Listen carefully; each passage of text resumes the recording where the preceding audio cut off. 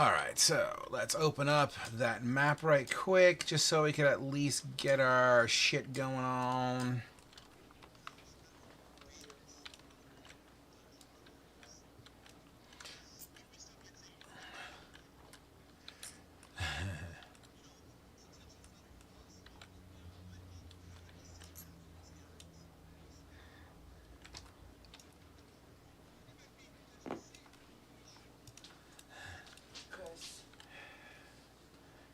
As soon as I find... Alright, go ahead and place your tokens, gentlemen. Yes, Joseph? Is it okay if I go up to way back to get me and Audrey something for dinner?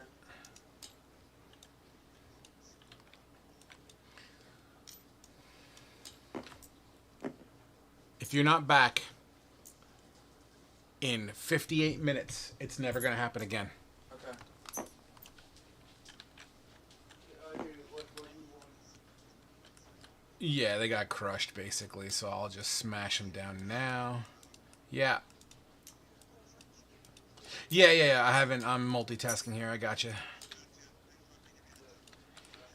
I believe the grid last time was set to 2.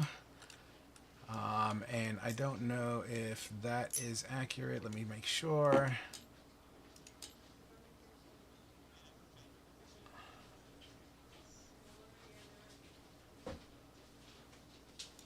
Oh, these grids are bigger? Okay, my bad.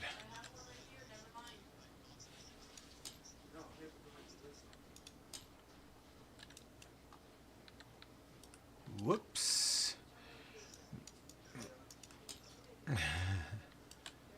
Does that look more in line? Or was it? No. It had to have been this. Smaller than that. Okay, so it was a flat 1 then. Alright, 1 second. Sorry. Unfortunately, keeping track of grids is difficult at times. Does that look about right to you?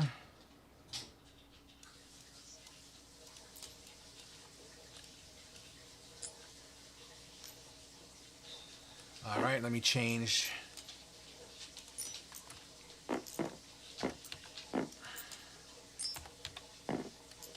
Alright, move your tokens again. It should fit now. Ribbits. Fucking BUTF full. Okay, so as we explained, Count Corrigan, you know, having that conversation with you, Oscar. Are we down to 4 people today? Who are we missing? 1, 2, 3, 4. Ah.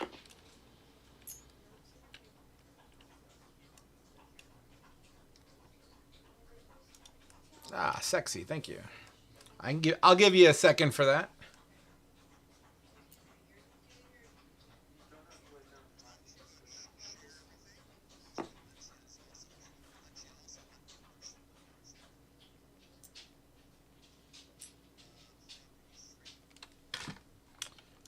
You should be able to shrink them as well if you hit the minus sign.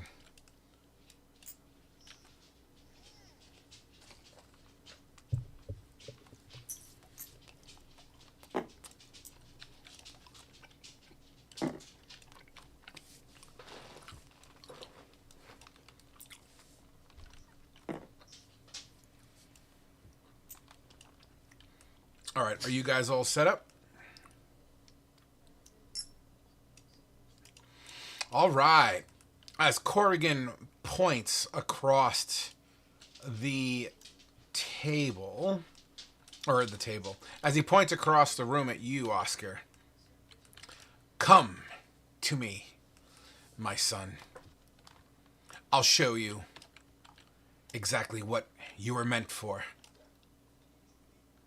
These friends, they're useless to you. They don't understand what true power is.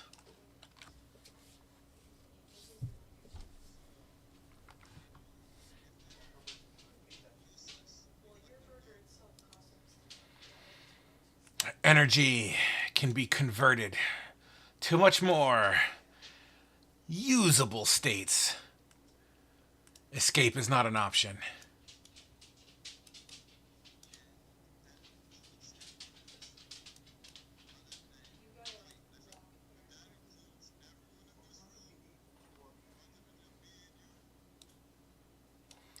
Why do you waste your time on these pitiful creatures?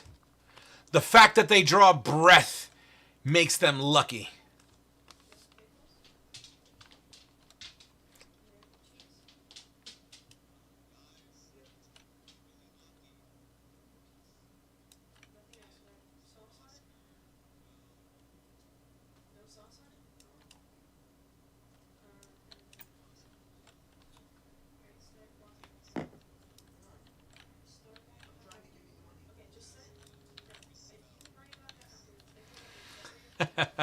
Okay, so we're going to pause you there for just a moment. I see where you're going with this. So let's, as this conversation's going on, obviously you guys just got out of a battle. Many of you are beat up pretty decently.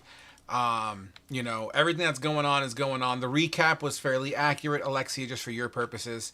So why don't we start with Kavul? You hear this conversation between Corrigan and Oscar. You're welcome to offer a thought or a feeling or a reaction that would kind of work in conjunction with Oscar's, you know, Oscar's preemptive move, I guess we can call it.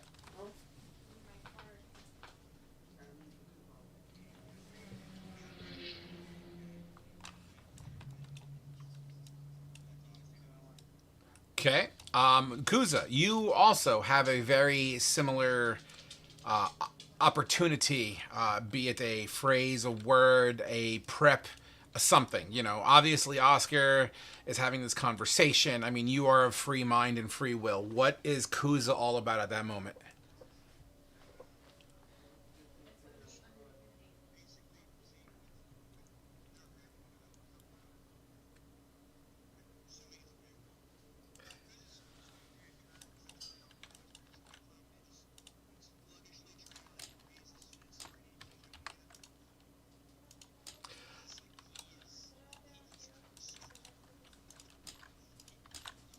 No.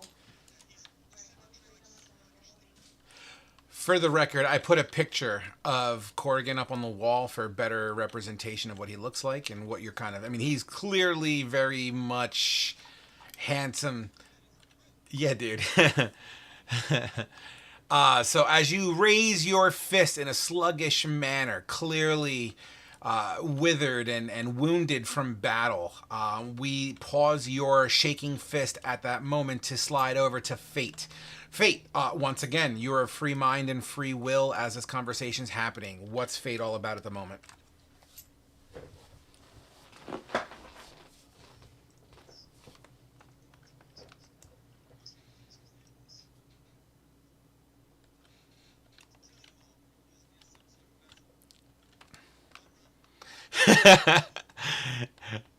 All right. What is your response to that fate? It could be an action, well, not an action, but it could be a prep of an action. Like, based on that, I plan to do this or that, or you can offer a phrase back. Just keep in mind that this is happening all in real time, so the window of opportunity here is very small.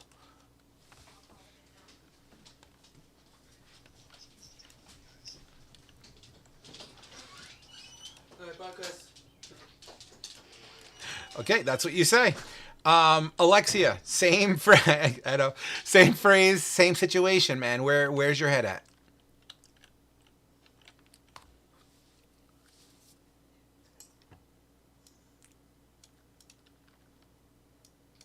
Did you say get? Okay, I thought you were like get, like all right. Interesting response.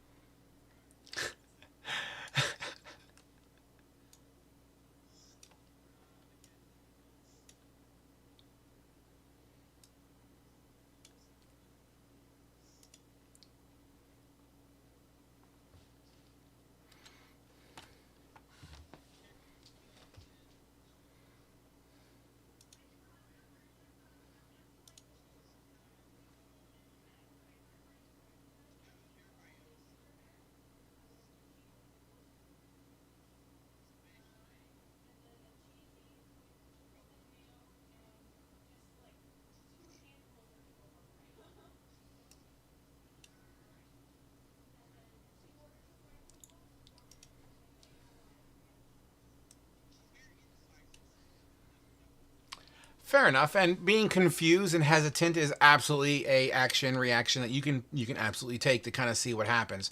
If you were to prep something like a triggering situation, what would that trigger be?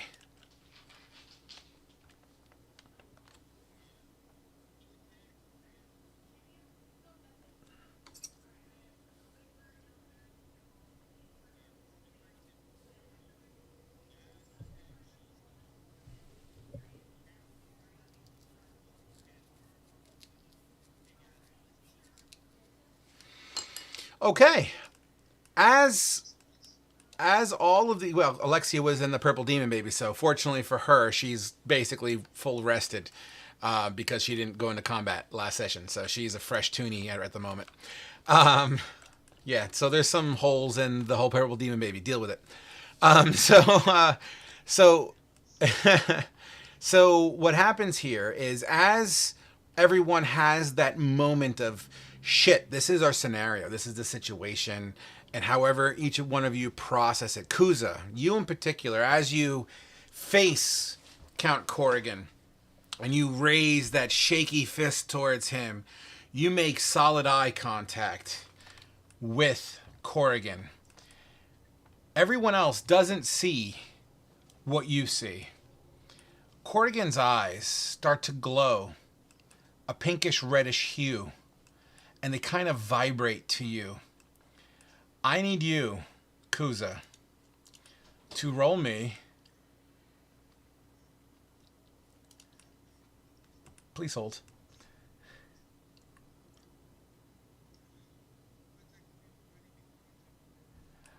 Your dick at the moment. It absolutely is going to be a wisdom save, please. Yeah, I'm sorry. I know you're making spaghetti. I apologize. Your fist, let me finish 1 second right quick. I'm sorry.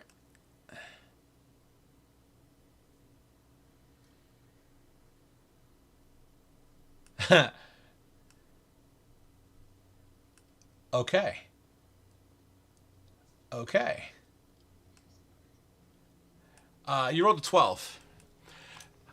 Kuza, in your mind, you hear, "Child, heed my call. Do my bidding. Hold Oscar down. Make sure he doesn't escape." You feel compelled to grapple Oscar and pin him down and restrain him fully to the best of your ability until you are incapable of doing it any longer.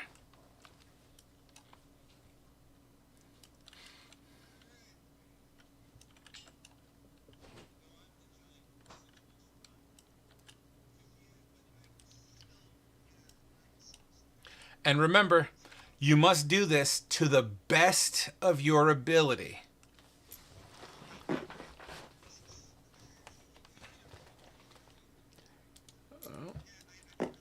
Yeah, whatever's the best of your ability, that's on you.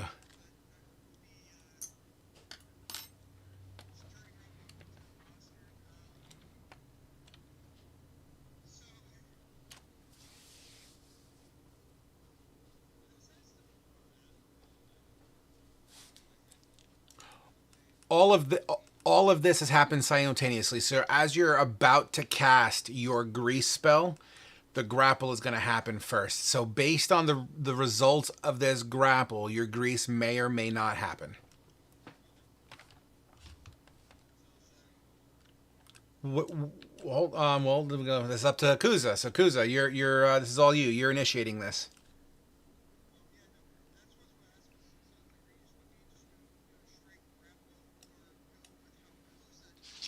How the best of your ability. That is up to you as long as you are pulling out all the stops that you are physically capable of pulling out.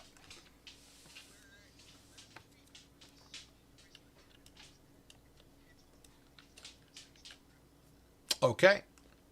So make your rolls against whatever Oscar has to offer in this situation. As Oscar, I mean, it's clearly Oscar's walking, or Oscar, Kuz is walking towards you. Obviously, you don't know of his current mental state, but you would see him approaching you slowly. And then, boom, these tentacles fly out.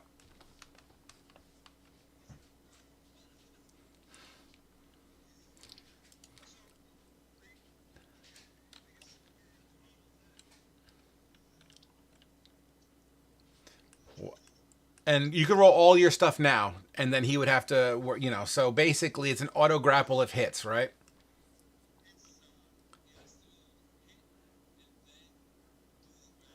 Gotcha. I keep on thinking about creature tentacles that automatically grapple. I'm sorry.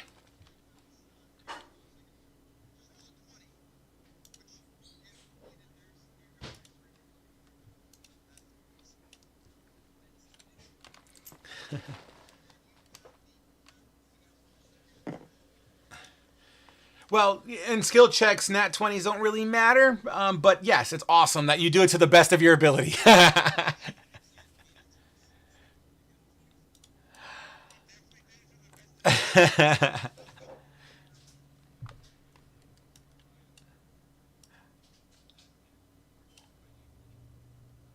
We could double check. 1 second here. I do know that you can grapple things up to 2 above you, but give me 1 second here. Let me see if he gets any inherent. You know what? Fuck it. Let's give it a -3. Let's just give it a -3. He is bigger. Fuck it. So let's just say it's 23.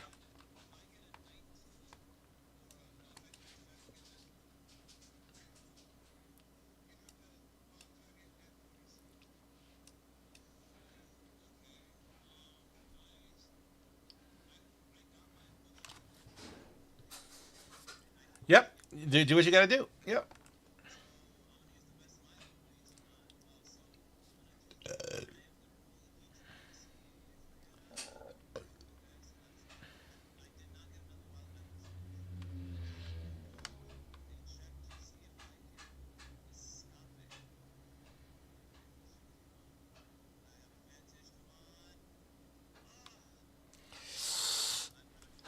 As Kuza comes up and literally just blind cold cocks you with a fucking really icky kind of a tendril that just pops you in the face, it begins to wrap around your throat. It begins to wrap around your. Could you do me a favor? Link the grease spell for me real quick. Is there a verbal component to that?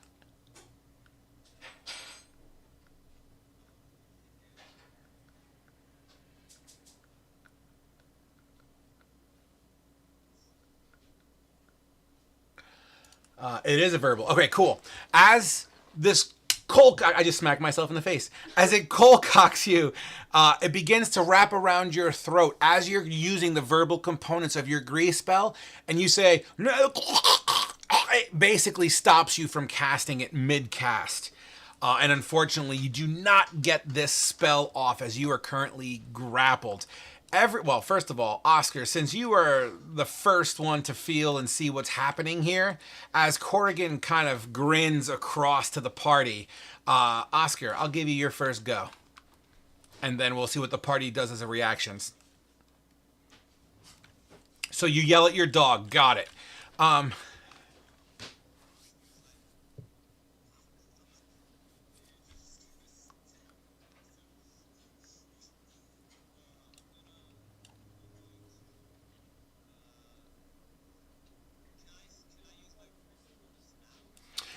I'm flavoring it. I mean, because this is not official combat. We're having a little fun here, right? So, okay.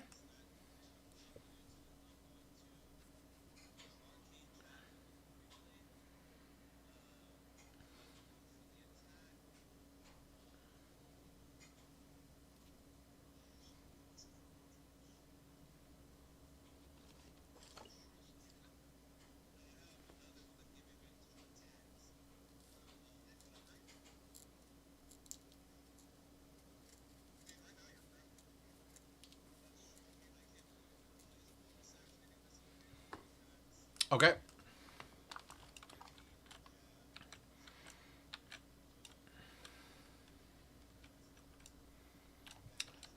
You absolutely hit him, and even though he's currently an aggressor, I don't think you're trying to be lethal about it. As you're trying to kind of butt end him with your arcane jab.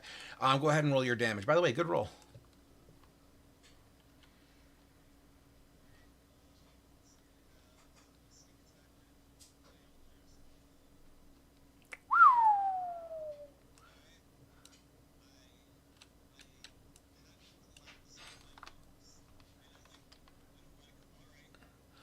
Yep, the tentacles definitely loosen up a little bit as Kuza just kind of lays in your arms as you literally kind of handle hilted with your rapier, boom, right between his eyes, as if he didn't even see it coming.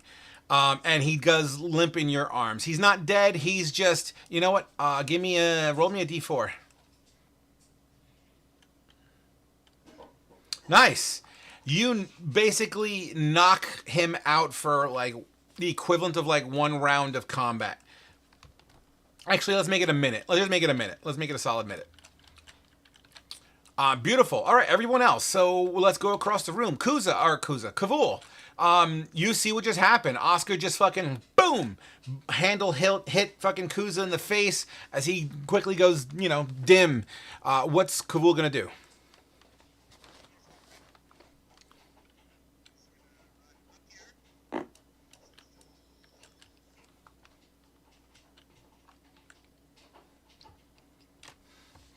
I'm all ears, Kavul.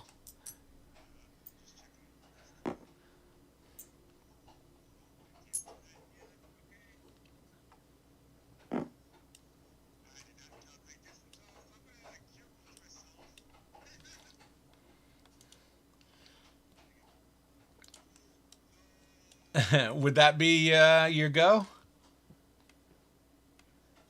Okay. Fate, technically in the rotation, you're up next.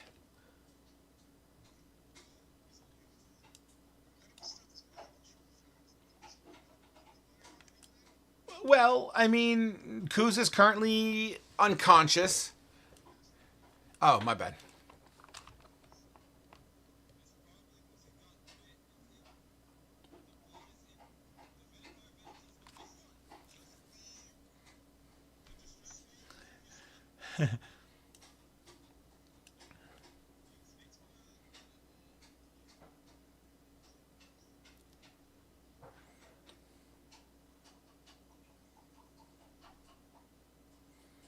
All right. As you cast your Blade Ward, what does that look like for everybody to see?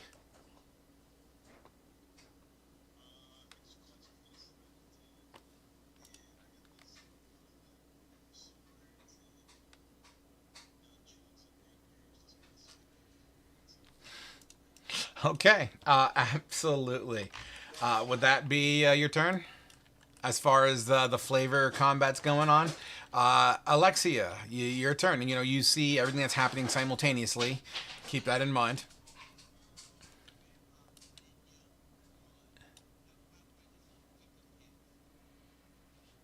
Okay.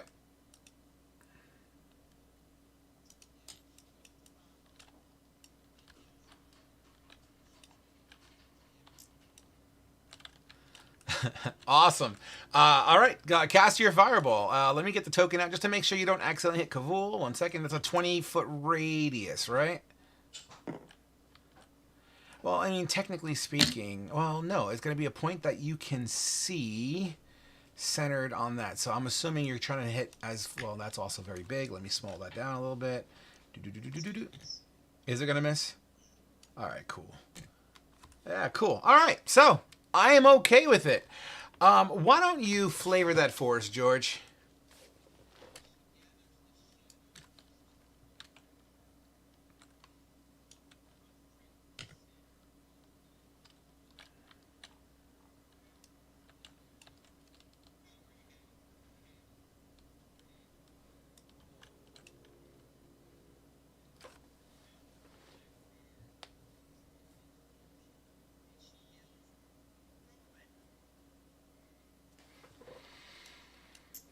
Absolutely. As you make your way to the stairs, and it doesn't have to be to scale for now, but we definitely see what's happening.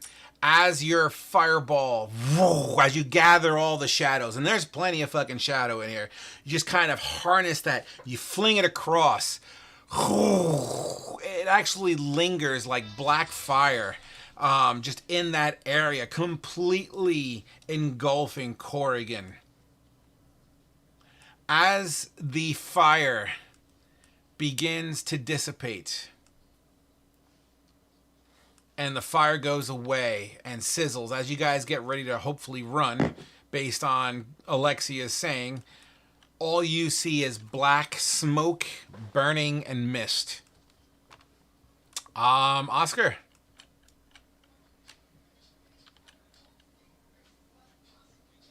Well, roll your damage too for the fireball.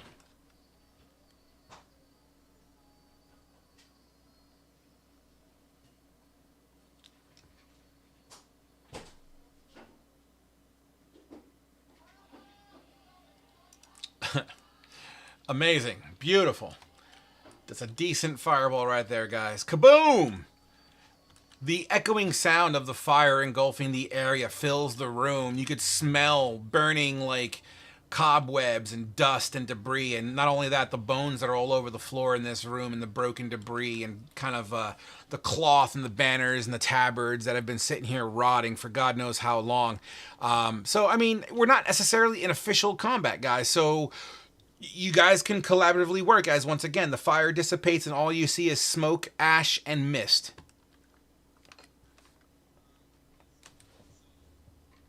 Bubble tea.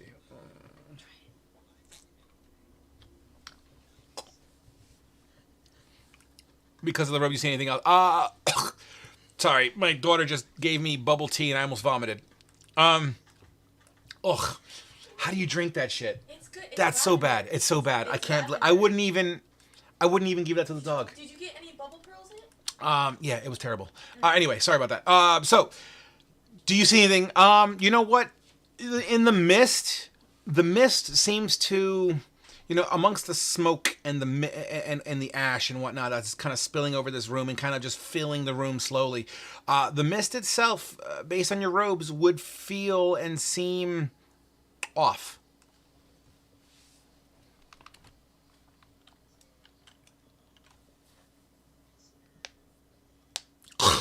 Oh my God. That's not that bad.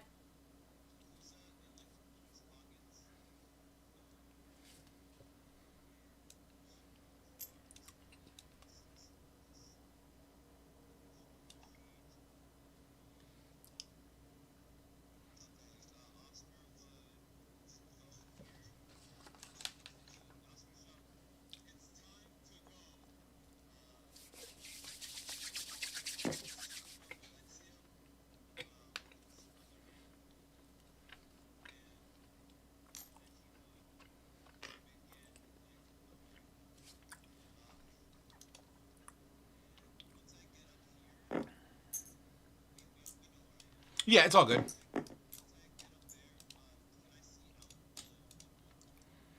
Well, you're on your way up the steps. I'm not going to say you can see out yet, but you guys are heading that way. So you grab Alexia and Kuza and you're hauling ass up? Sure.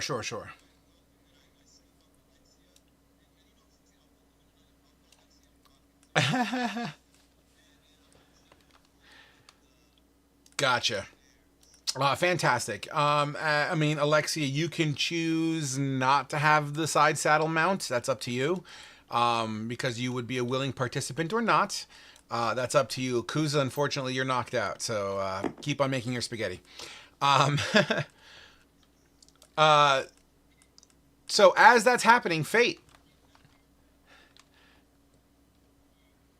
Okay, as you kind of like, you're in his pocket, but like it's up to your tits, so you could still like see out, and you're literally riding in a saddle, but like so that. In fact, Oscar, how much more time do you have on these wild magic surges? Because let's just say the conversation's probably been a minute long, so whatever that was based on the last combat, I will trust you on that.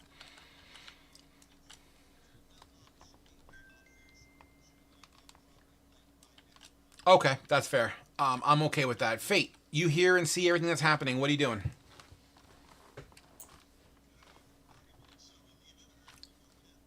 I mean, you currently see Oscar with Kuza in one pocket, Alexia just like dangling out of the other pocket. You see them fucking going out. I mean, as you're saying that, you're literally speaking to the back of Oscar's head.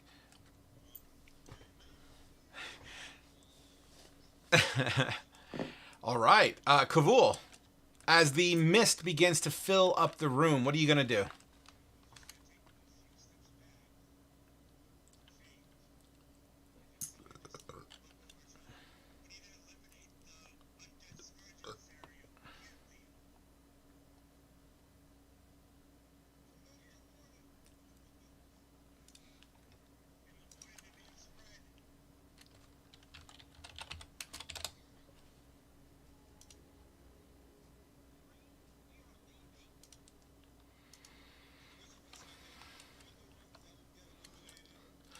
The ground begins to vibrate more violently than before, more so than just tremors. The ground and like it almost feels like I don't want to say it's an earthquake because it's not an earthquake, but it has very similar effects. You start to see some stones in the walls begin to get shaken loose and fall into the structure. Some dirt from the ceiling begins to kind of dust off on your shoulders and kind of tink off your forehead and stuff. Nothing vital, no damage, but it almost feels as if there's something's off. Yeah, this thing.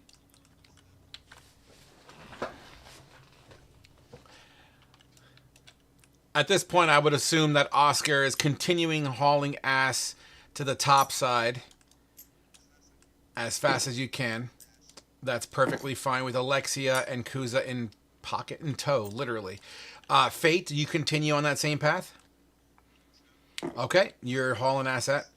Yep, and we don't have to measure that. It's all good. Kavul, you are the last one in this, build. As everyone's running out, Kavul, you have a choice.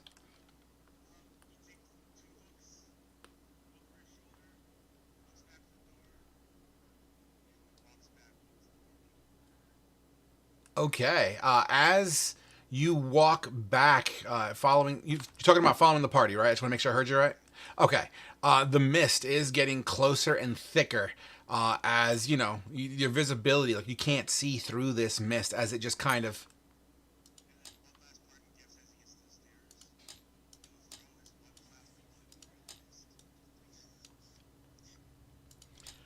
Sure. You fucking fire in the hole. You kind of just whip it in there like a grenade.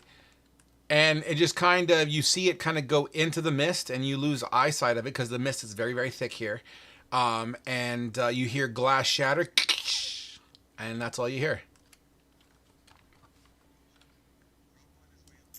All right. As you bolt out, I need to change the scene real quick. 1 second. Go ahead and pull your tokens off the table while I change the scene a little bit here.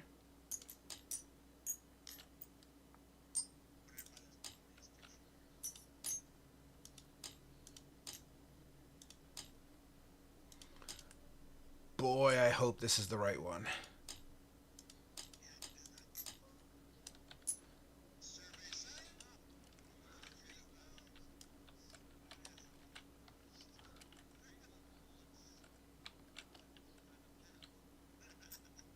Say what?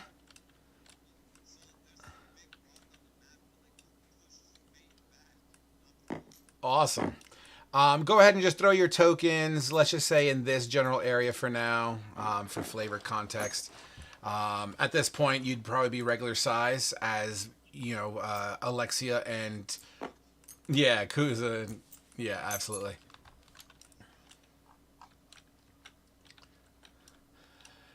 As the ground begins to shake, you guys would feasibly see the following happening on the outside.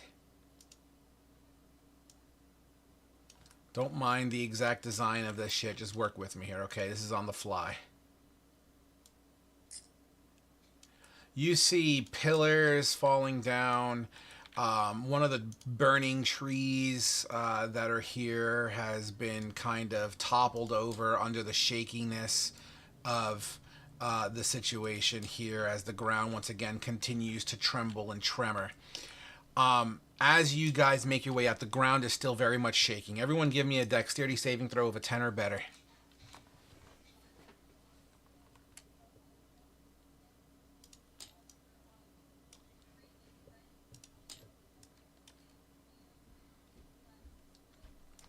Who we missing? Who we missing?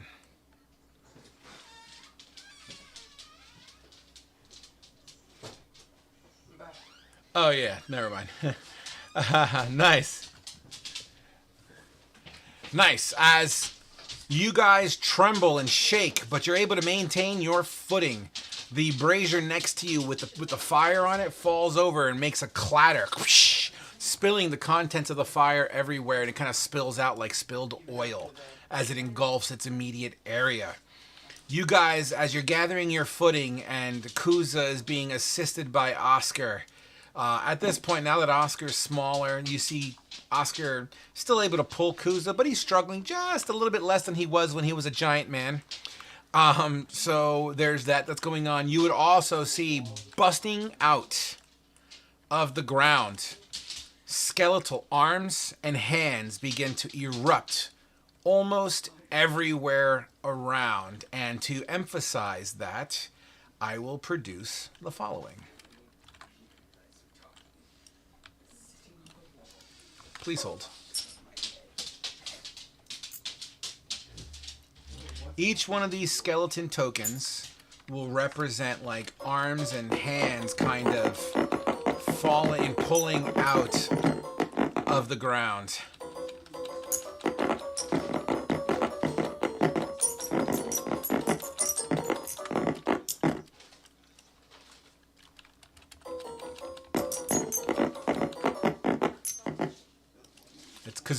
It's Kuza, by the way. And once again, these aren't full skeletons. These are just like hands and arms that are just kind of protruding out of the ground. It looks like they're trying to dig themselves out.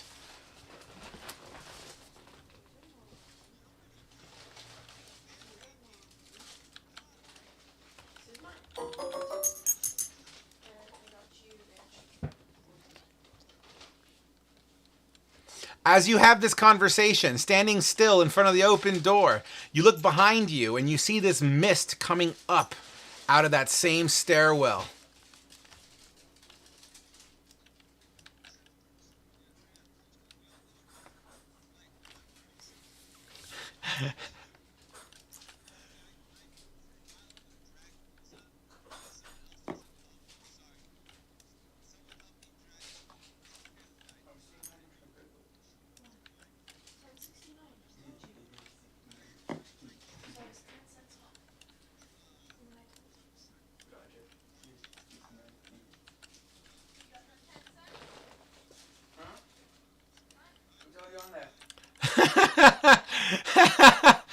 As Alexia quickly, hastily goes up to her bag and pulls out this red, viscous, syrup-like liquid and force feeds Kuza. Go ahead and roll that health gain, George.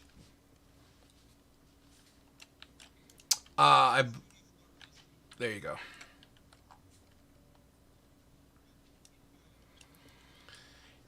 You choke awake, Kuza, as you gain 5 HP. You're currently prone, seeing just the first thing you see is Alexia pulling away an empty flask from your throat. You feel kind of the dribble on the side of your mouth, this syrupy kind of really thick fluid.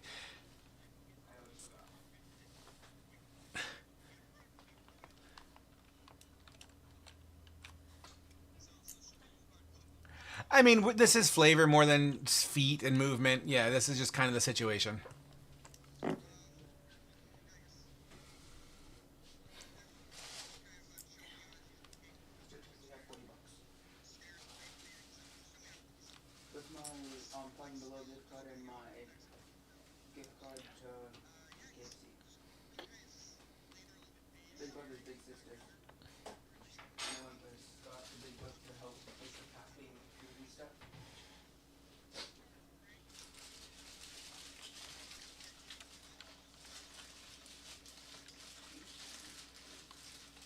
Chris, you want a fried pickle?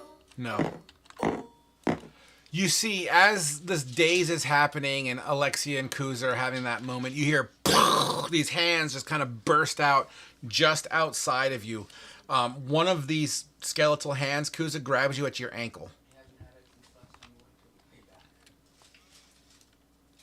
Go ahead, George. I can see you're pending something. Go ahead.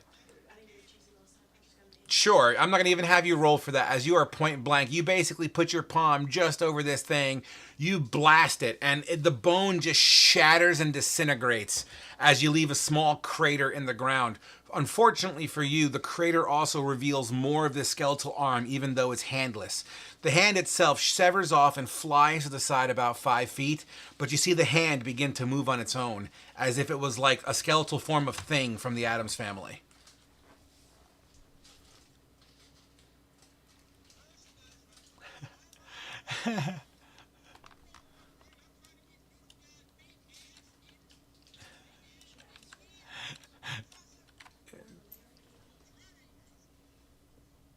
Okay. Okay.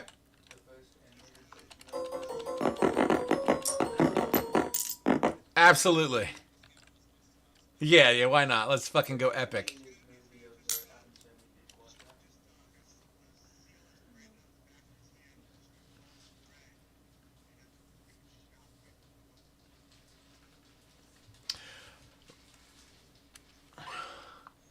Roll me a religion check, please.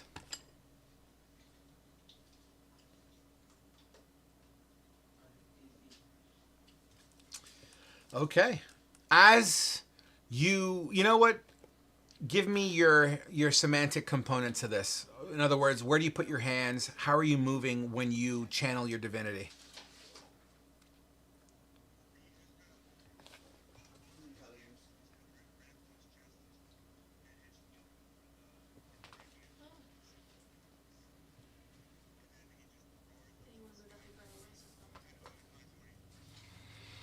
You do so, and as you're kind of roaring up, the inside of your mouth begins to kind of glow your attuned color to your patron, or to your god rather, and you harness that energy, and it just expels from around you like a nova, and you completely.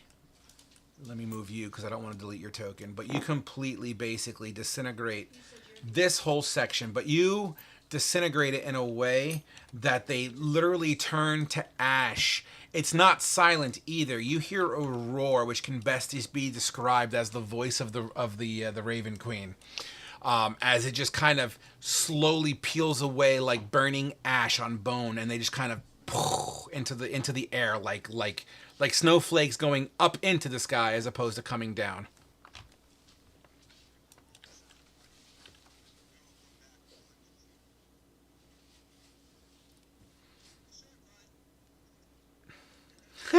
As Oscar's still hauling ass. So, Kuza, all that shit just happened. You would have seen this channel divinity out of the corner of your eye as you're kind of, getting your bearings.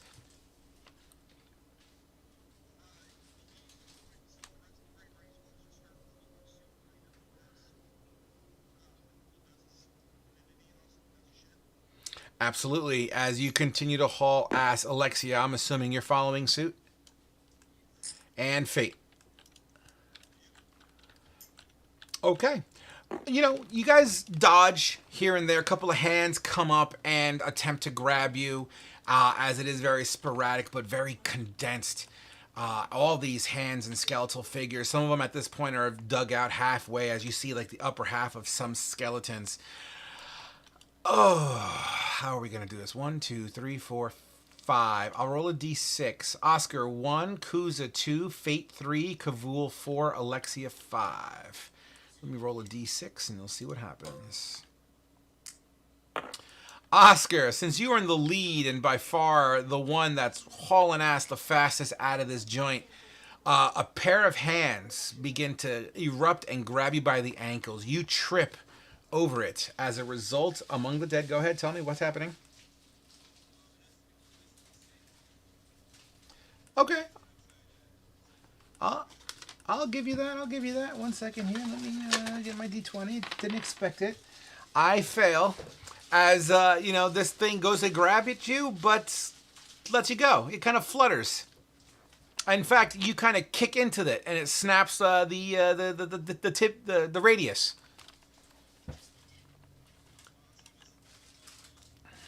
The Heisman Trophy. You absolutely make your way out to where you feel the cluster of these undead seem to be much thinner here as the rest of your party follow suit. As you...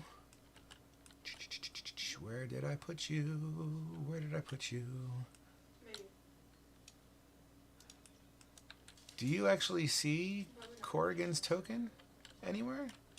Or did I delete him by accident?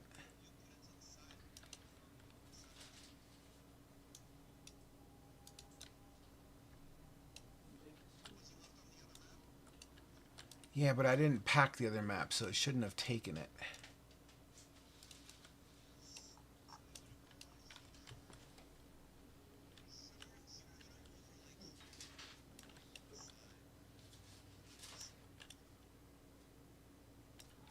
Mother Hubbard. There you are. I've got him. The mist begins to form up into a solid as you see Corrigan, because you kind of turn around to see your party, Oscar, but behind them in the distance at the entrance of this cathedral-like thing, you see your dad standing there pointing at you. You, in your head, you see a flash, almost like a migraine pain. You kind of forced to hold your temple for a brief moment.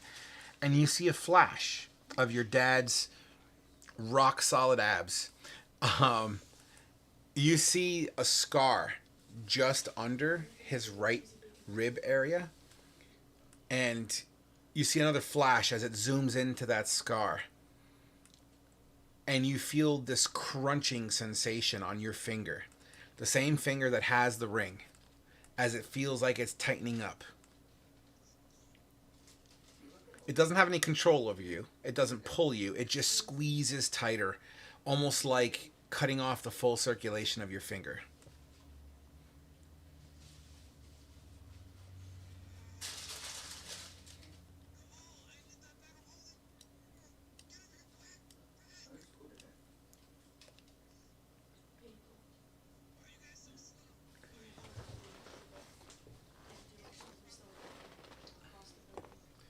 Yeah, as you run by, you're swinging, cracking open like arms and hands. I'm cool with that as you're kind of flying by.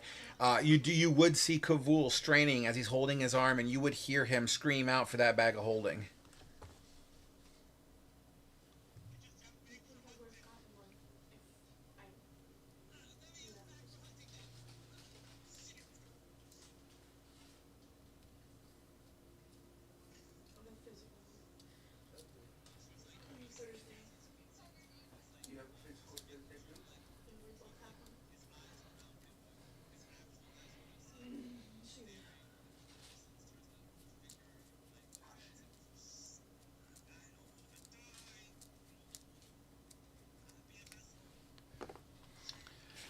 Your robes, you would see what looks to be a ghostly army all around you. They just seem to be standing there watching all the events happening.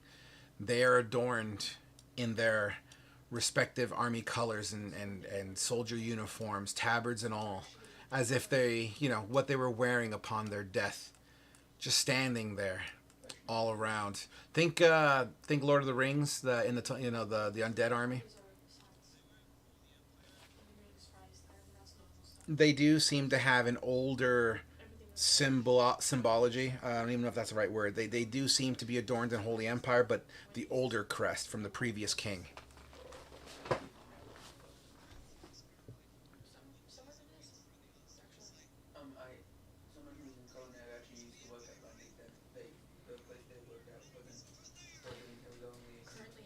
They just stand still and stare. They don't even acknowledge your words.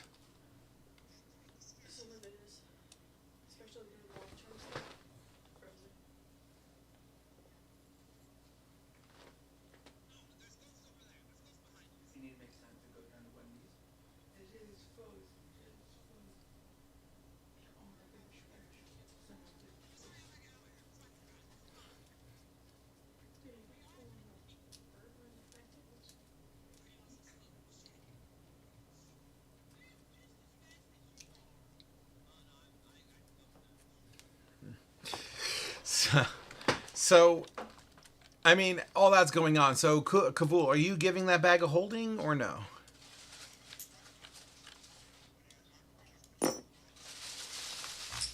Absolutely. As you cinch off your hand in the bag of holding, you feel the pull of that ring no longer an issue here. And whispering in your ear canal or in your head, you can't hide for long. We're at the bottom of the juice can.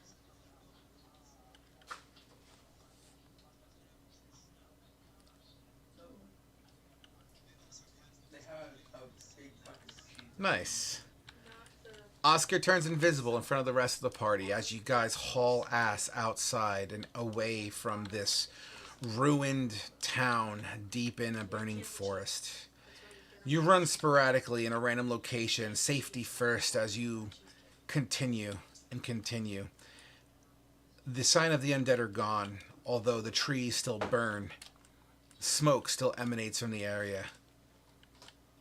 Ash, and dust, and wind seem to kind of engulf everything. Every breath you take is devoid of pure air. There is no fresh air here, as most of your inhales are just burned, charred cedar and oak. You look up at the sky. The sun should be out, but the sky seems to be darkened. That's too much ranch. Too much buffalo. It's been about 30 minutes since you've exited this crypt. You find yourself in a forest that looks as if you're going in circles. Just the same. Every tree is practically on fire, and what trees are not on fire are smoldering. It's difficult to get a landmark or a sense of direction.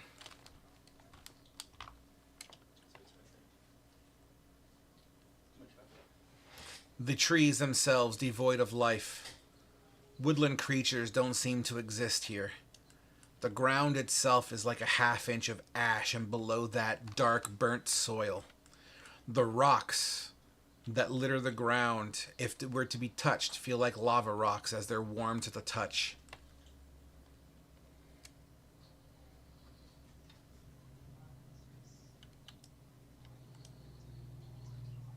You're welcome to roll an investigation.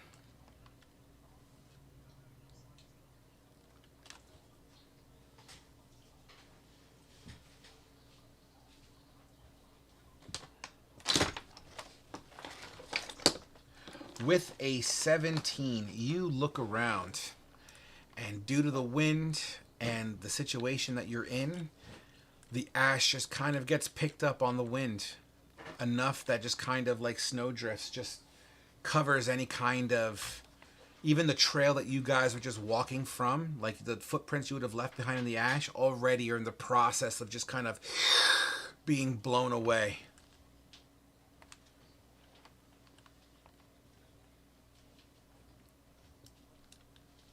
You look around at your party.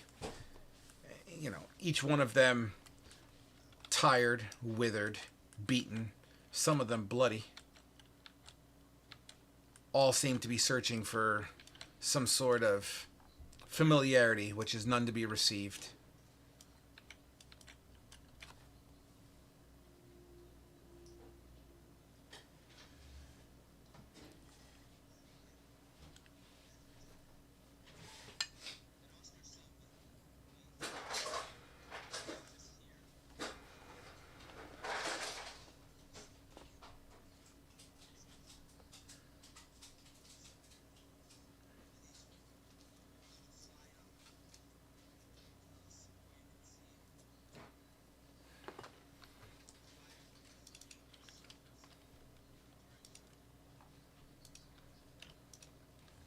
Please hold.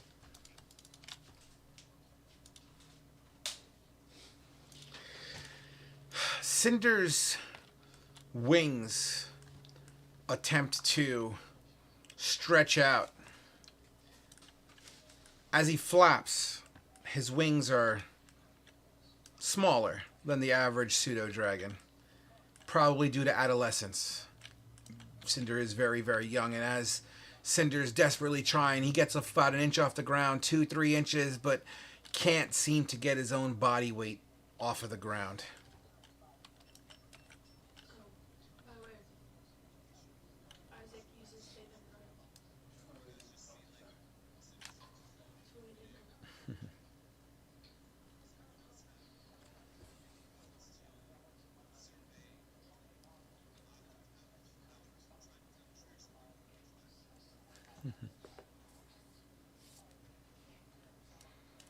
Yeah, there's plenty. I mean, you're very much, you know what, here, let me go ahead and move your tokens off the board. Are you able to delete tokens? Because you could delete all these fucking skeletons, too. I mean, I could do it.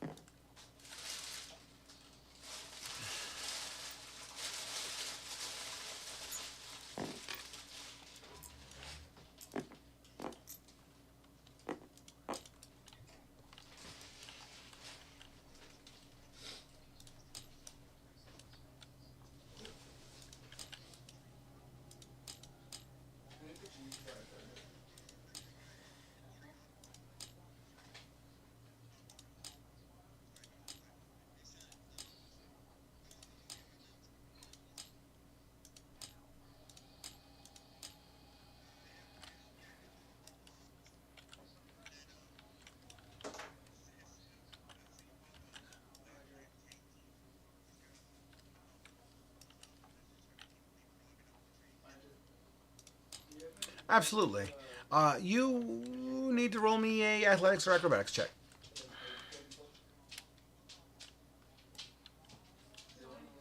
Nope, just for the person that's going up.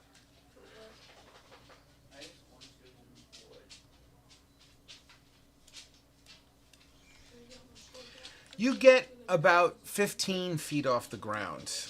As you use one of these smoldering branches, if you put your foot up on it to kind of push your body weight higher, the branch under your right foot just snaps, weakened from the burn. As you begin to tumble to the floor, Kuza, give me a sleight of hand, please. No shiny undergarments, no mid-dress shirts, no short shorts. No 3 Roll me a D. finger jacket. Roll me a D4, Kuza. Or it's mid-thigh. One of the two. Oh my god. Kuza, Kavul lands his tailed ass square up on your right shoulder, knocking you both down to the ground with a crunch. You both take 2 points of bludgeoning damage as you tumble out of the tree. It would have been more if you didn't break his fall. Yeah, leave 3 fingers in line.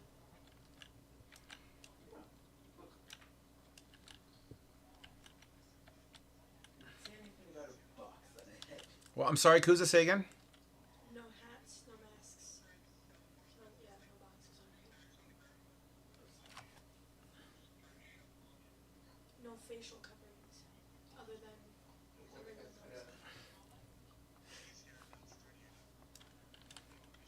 No do-rags, no beanies, no caps, no whatever.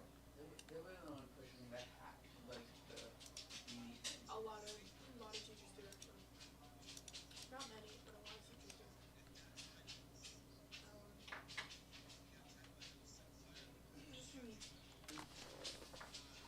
No profanity. No masking the entire face covering, not the mask. No profanity, no things encouraging illegal substances, no gang signs, no gang whatever where.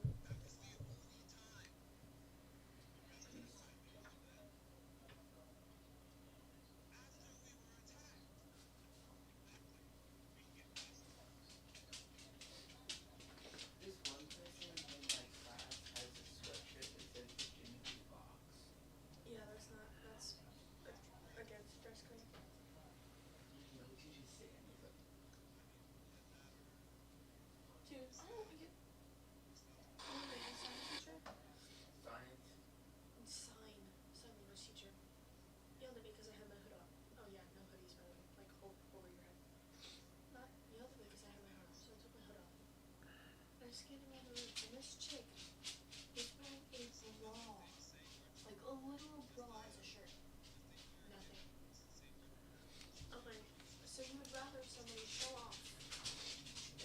I mean, you picked up the. I mean, it doesn't really give you a specific, does it? It basically gave you a mission. So I would guess any soldier of rank, I suppose, that would, be able to pay out, based on proof, of course, if upon completion of your missions. Like the gene things. Online didn't show anything that didn't Hands define and it. back. Don't draw attention to it. And So then like mouse. with gene, If you start that's a big, moving, I will sprint. that's a big thing, Yeah. you know. Oh, well. Like the one that genes have that has a lot of. No, it's fine. As long as it doesn't show any undergarments or activity on it. So what if? I've seen chicks wearing those kind of like, you know that Like meme? it's cut like right here, It's all no the way short down shorts. here. Like if there was a bit from right here, You also have to keep in mind the short aspect of it as well. to right here.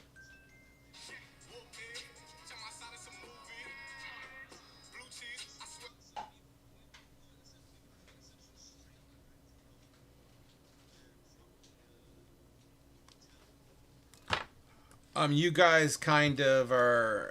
My perception of everything that just happened is you're more survival, just get the fuck out of there, and therefore ran in a random direction out of that location.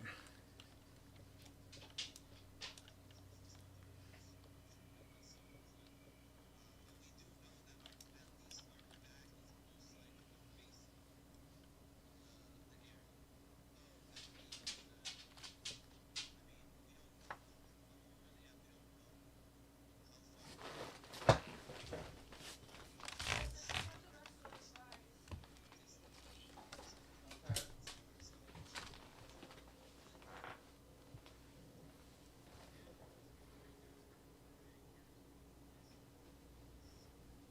What you doing?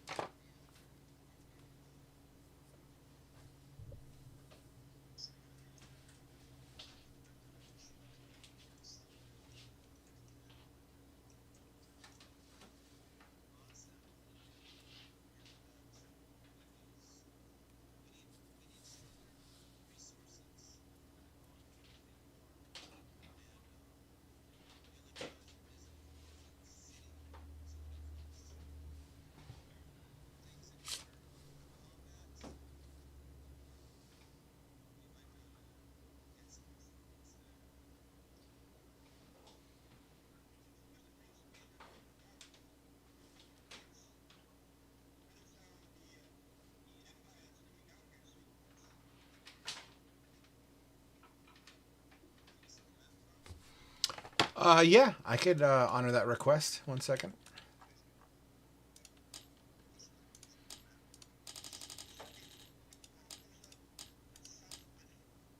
I could. Can we just do that?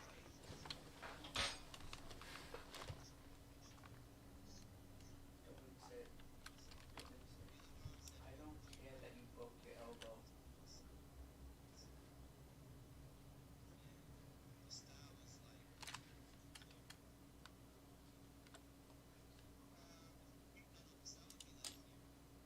Animals, there's only two types of people in the world. Animals and people. I'm just circling where you guys are circling.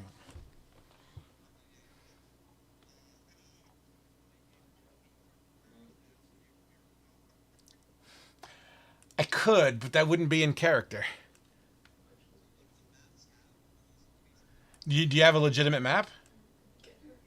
Oh, my apologies. Then yeah, you are accurate with your circle so far. So this is absolutely where Bestow is, and this is Mirlodar. Notes. The men's section mascotted by another article of clothing and see-through clothing. Dresses, skirts, and shorts which are imported in length. Appropriate is defined as coming approximately 3/4 of thigh. Yeah, right. Okay. Article of clothing Or or three accessory. quarters of a thigh. Excuse me. Articles of clothing or accessories imprinted by the messages pertaining to drugs or alcohol. Gun or weapon related apparel, clothing or accessories that may be gang related, vulgar, obscene or profane, pictures or sayings, double meaning slogans, aka virtual blue box. So I'm going to help throw. I'm just going to throw some more context here, just to make sure the choices you make are what you want to do. So here's what your characters do know. You do know Millardar, you do know Bestow. You do know Millardar had Sir Bari was there, but you also know that he was on his way out. You also know that Bestow has a current kind of a fort already in existence in Bestow. You do know that Mirladar is a self-governed dwarven city, even though they are within the alliance of what I call the allied races. They are not an official Holy Empire situation. They are their own entity, although they work with the Holy Empire. You would just all would inherently know that based on the climate. So, north.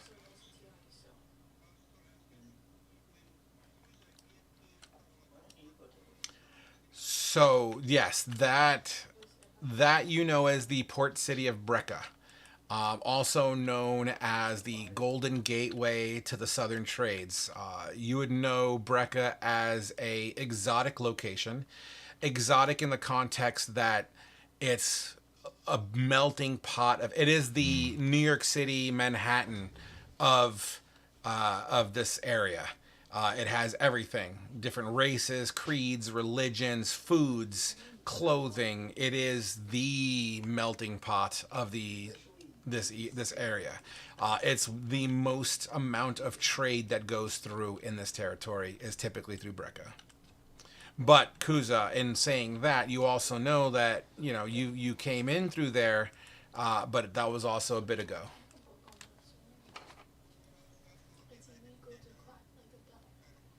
That's the name of the place. In what state? I think it was like Wisconsin. No, Brecca is also self-governed. They have their own militia. They have their own. In fact, you know that their tabards are like purple and white, kind of like a violet colored, and it actually has like their main emblem is like a golden sun. Like, just travel through all 51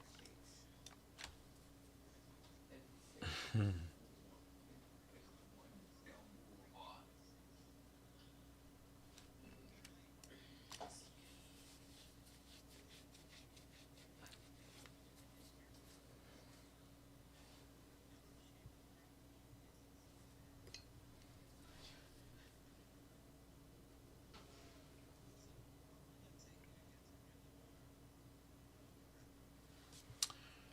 I'll answer that for him out of character. You you yourself would know that you traveled by caravan originally, and that caravan just to cross the sands of the sun, which is the sands of the sun. I mean, this here. I'll even circle the area that's inherently sandy desert. You would inherently know that it took you at least 4 to 5 days via caravan to cross the sands of the sun.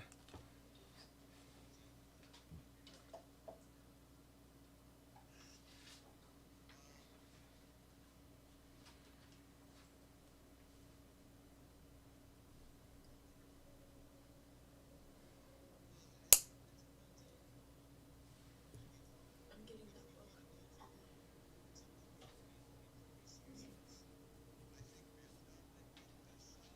It's illegal to clap like a duck. Are you looking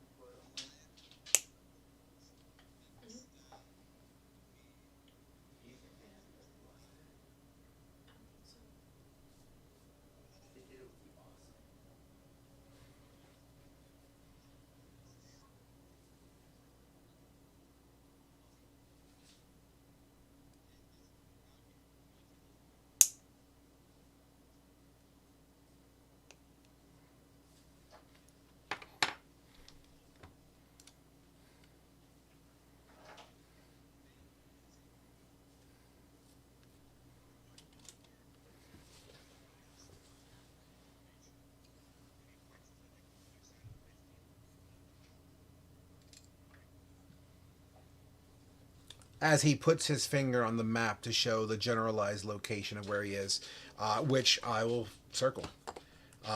He's pointing to an area that's kind of over where my scribbled green is. Okay. In Tuscaloosa, Alabama, it is illegal for more than 8 rabbits to live on the same block.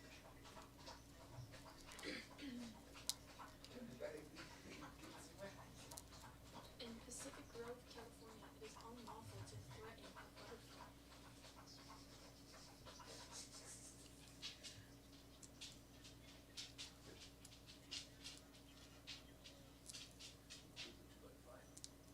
I don't. I'm going to smush you. Get him, he's a go last. And ordinance of 1637 made it unlawful for the colonists of New Amsterdam, later New York, to throw dead animals into the streets.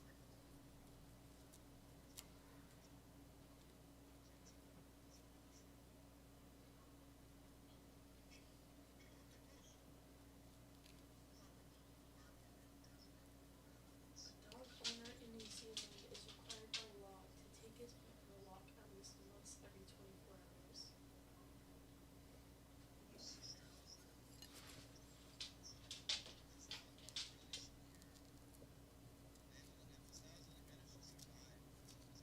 Ancient Celtic Welsh law states that whoever shall find a swarm of wild bees is to The Imperial, i.e., Holy Empire presence there was a foothold. There was about 100 to 200 soldiers that you saw that were there at the time. You do know that there were recent appointees there. You do know that they have a Warforged sentry there as well. And last, I believe you guys spoke something about another shipment of Warforged being shipped in as well.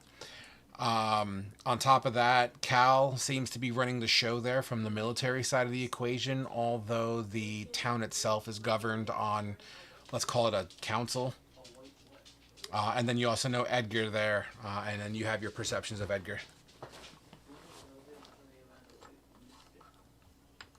imitating animals is And Kaith, by the way. Kaith is there too. Miami, Florida. In Phoenix, Arizona, it is illegal to It looks like it is the beginnings of a, lack of a better term, a foothold.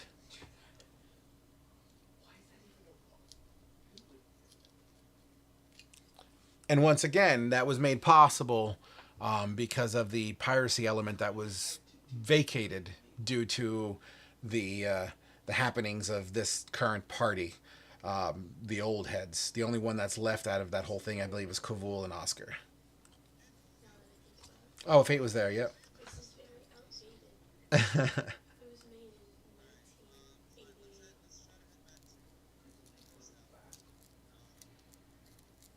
Want me to search up on Something. It's very outdated. Because the next one was in Los Angeles, California. It's illegal to dance with a member of the opposite sex unless you're married. But like, it is illegal to drink blindfolded in Alabama.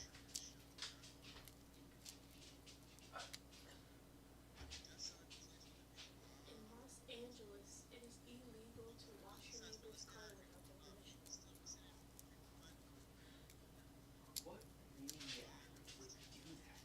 That should be banned in all states. Why don't you roll me a survival check? So any male who believed in legal age is 21 years old. You know, with advantage because Kuza is also interested. Special consideration has been granted to a culinary school at the Prairie State. Absolutely. And with an 18, you look up. Know their wine. There's no sun, although you strongly feel that the sun should be up and out. It's not nighttime here, but there definitely seems to be a darkened situation. So the exact hour eludes you, but based on what you feel and how long you think you've been around, you feel as if it should be somewhere around like the 3 to 6 p.m.-ish time frame. Culinary school.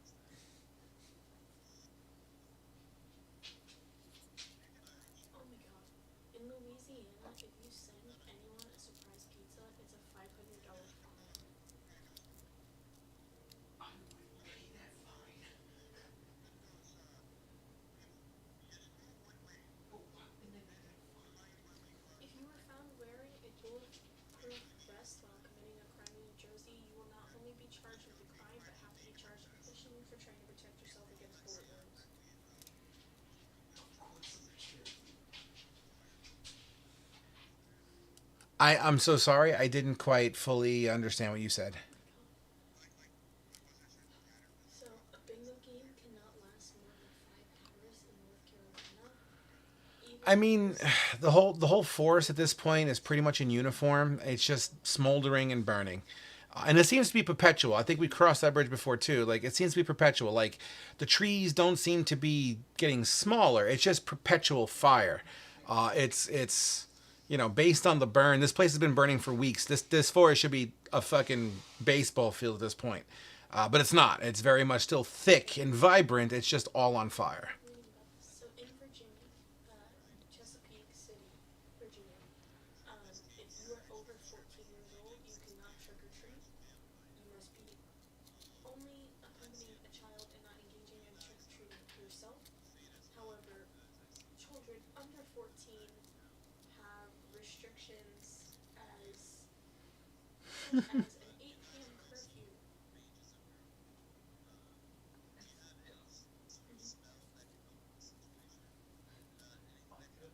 Imagine someone turns 14 on Halloween.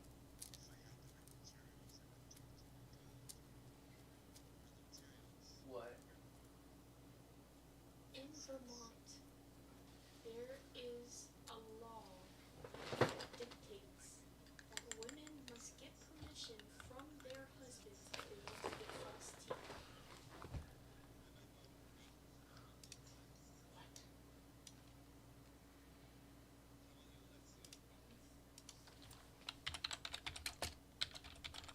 Alright, we're gonna go to world weird laws. Okay, so this is in England and Wales. So, Section 32 of the Salmon Act of 1986 stipulates that it is an offense to handle salmon under suspicious circumstances. Salmon? Salmon. What's Salmon.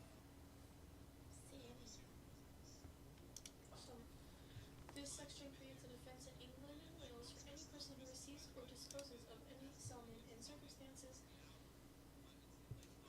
where they believe or could reasonably believe that the salmon has been illegally fished. The maximum penalty is 2 years imprisonment. It is illegal in Quitman, Georgia, to let your chickens cross the road. Aja, someone must have took an offense to why did the chicken cross the road? Why did the chicken cross the road? I take offense to how many that law that you can't let the chicken cross the road. And in Gainesville, Georgia, you have to eat fried chicken with your bare hands. Because the law describes chicken as a culinary delicacy sacred to its newness. So, what became of that incense conversation? Georgia.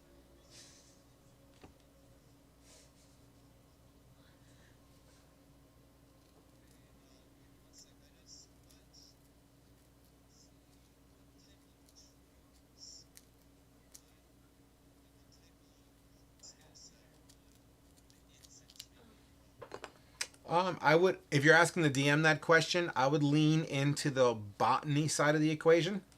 So whatever you think would make sense.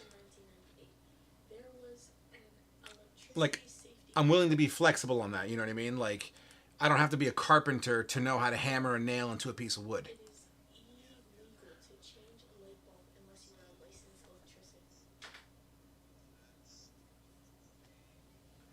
Aja, what I can imagine is people in Aja, before you learn this one, is still like imagine people going to a dark alley. I'm okay with herbalism. I'm okay with herbalism. That sounds in the botany field a little bit.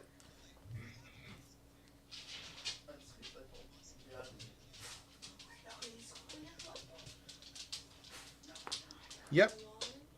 You got. Why don't you use it to search around and see if there's anything that's not fully burnt up yet? Except at funerals or hospitals.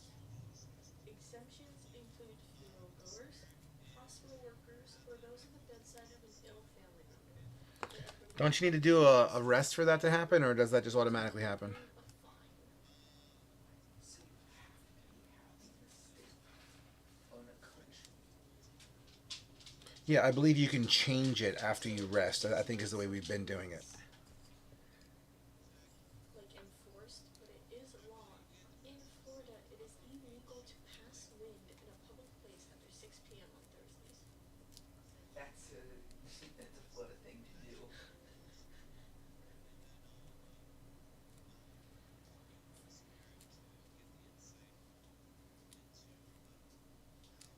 What? It is against the law in Arizona to have a sleeping donkey in your bathtub after 7 p.m. This was brought into effect due to a public menace case in 1924. A merchant used to allow his donkey to sleep in a bathtub.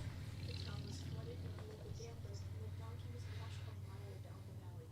The donkey survived, but locals spent a lot of time and manpower to save it. Yep, I'm okay with short resting here. You don't seem to be in inherent danger, even though breathing is difficult, but it's still doable. In Turin, Italy, dog owners will be fined up to €500 if they don't walk their pets at least 3 times a day.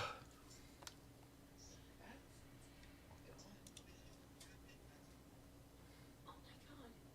So Turin is a very animal-loving nation, and in many cities, stray cats are protected by law, and they even ban fairgrounds from giving away goldfish in bags.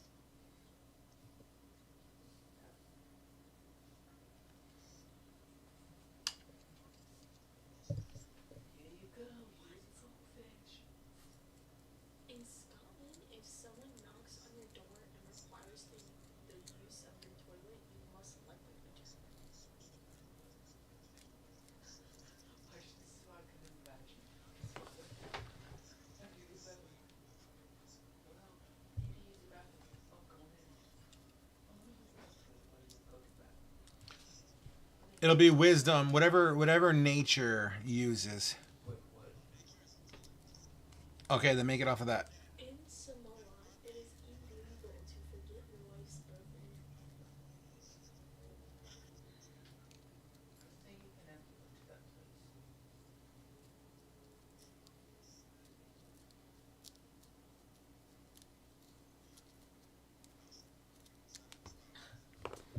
With a 12, as you take an hour searching, you and Kavul kicking around, flipping up some hot rocks that are in the ground, thicker rocks. Some issues were had in this French town. People Okay, that's fine. Flipping rocks, looking under, kindling, dried brush.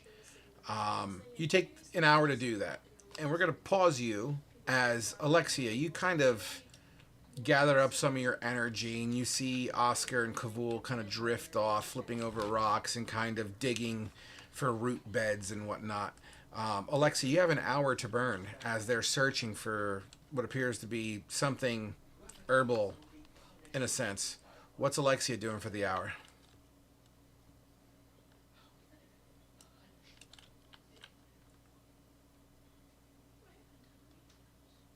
You wanna play the super? What are you gonna do? What you gonna do? What's your passive perception?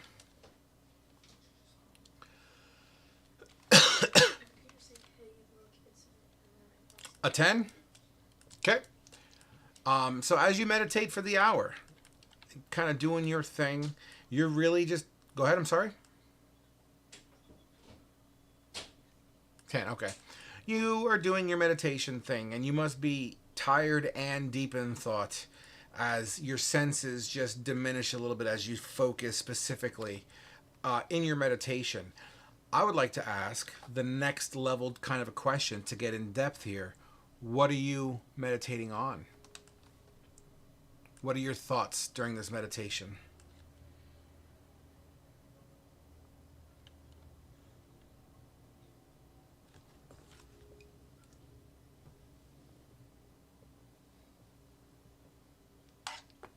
That music, though.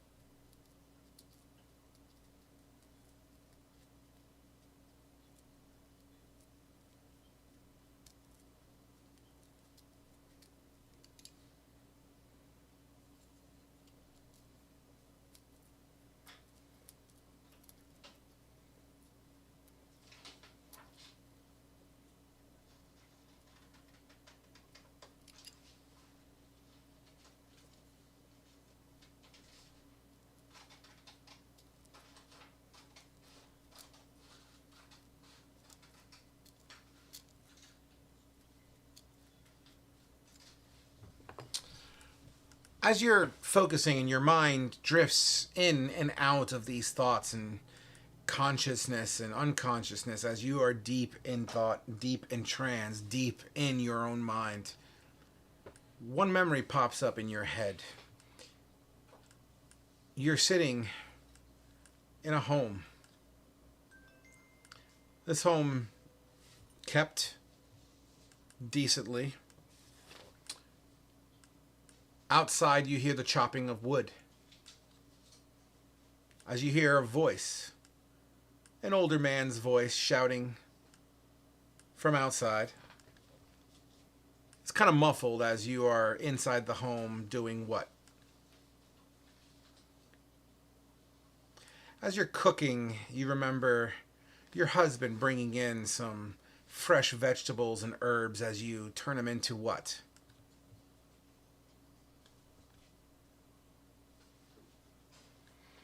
You cutting up these carrots and celery and you hear them splash into the water. You feel that the water is not boiling fast or hot enough as you begin to stoke the flames of your stove. As you add fuel to the stove, your eyes looking underneath the pot as the fire is trying to be stoked, and the front door opens up as you see through underneath the pot, through the fire, what enters in a group of people. What are these people wearing, Kane? Or excuse me, fucking Alexia. You don't recognize any of these people, but you do hear what sounds like your husband in the background outside.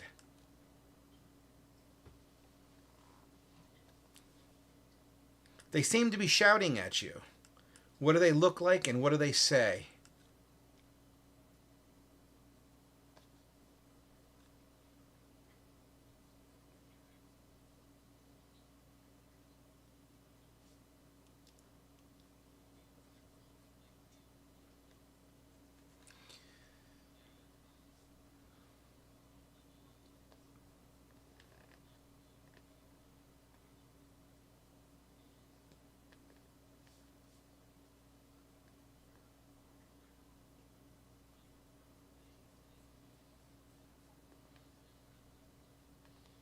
As one of them goes counterclockwise around your cooking station and grabs you by the arms, the other one with irons for your ankles and wrists, attempt to put them on. Do you struggle or do you take this?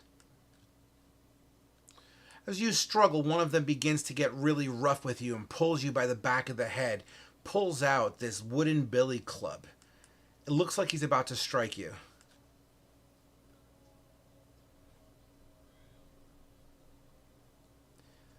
The cry is met with nothing more than a flash of light. This flash of light is not real light, but you getting sapped on the top of your head with the wooden billy club. As your eyesight dims from the flash of light, you hear what sounds like a pot of stew spilling onto the floor as you smell boiling carrots, celery, and herbs spill everywhere. You feel your body being pulled and dragged out your front door. The sound of wood collecting and gathering can be heard as you get muffled as this burlap sack seems to get thrown over your face. Your eyes finally start to focus up, and although you can see sunlight bearing through the gaps in the potato sack, you can't quite see enough light out to make heads or tails of anything. As you hear a commotion, what sounds like more people outside. What does Alexia do?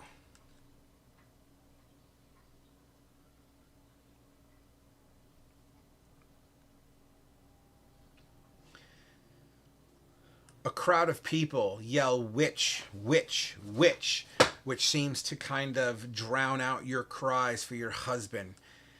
You feel awkward as your husband doesn't seem to respond or come to your aid. You try to stand up, but you're quickly met with a sharp pain behind your knee, almost like it was kicked out from underneath you, forcing you back to the ground as you fall to your right shoulder. You weep and cry as the tears and dust mix together, making it hard for you to open up your eyes even inside this burlap sack. You begin to smell burning wood as you are picked up and brought over, feet dragging in irons. You're welcome to make a reaction, a word, a phrase, anything.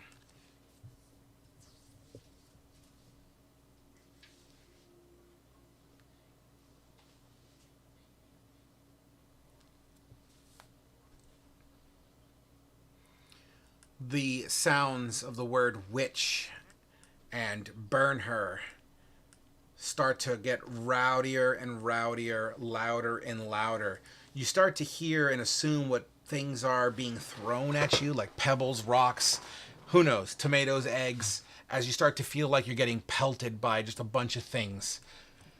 The guards shout out, or these individuals shout out to ease on the whole throwing bit as they are hitting the wrong target, as some of the guards seem to shout back, "You're hitting me, you fucker!"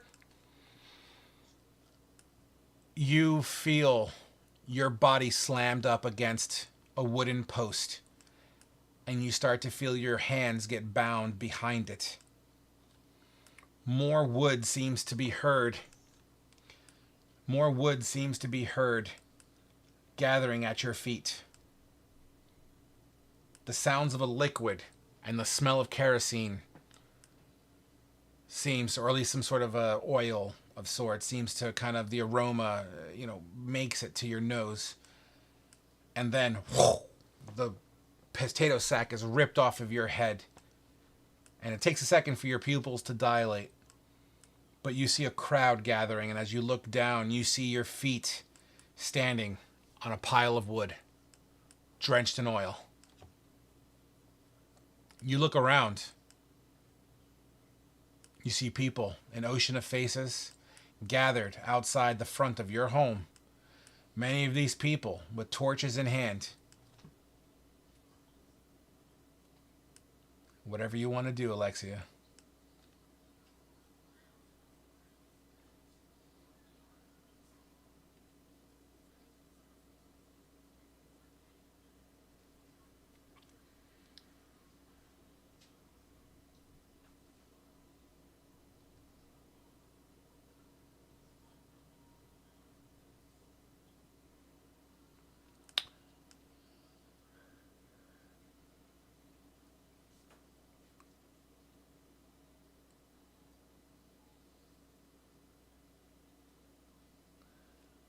That torch kicks back and is thrown at your feet,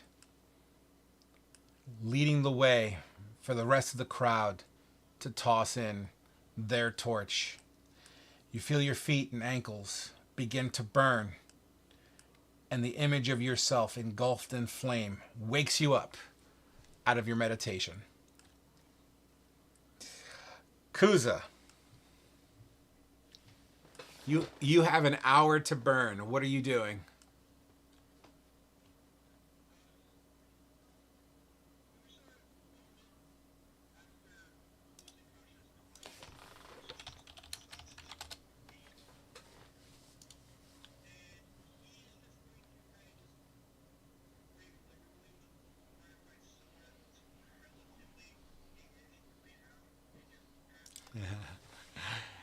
There's one tree that's smoldering that would meet the bare minimum requirements of what you're saying.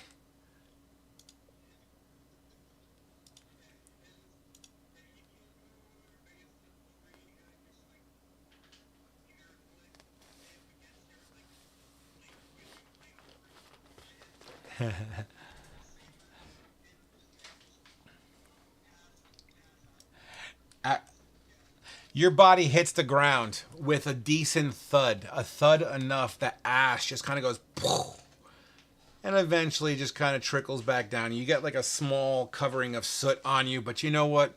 You don't even give a fuck as you try to rest to the best of your ability. You know what? Roll me a con save.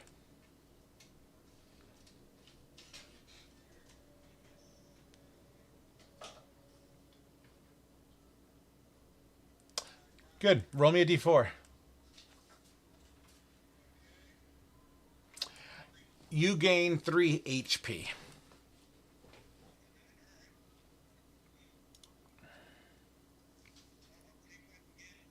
Absolutely.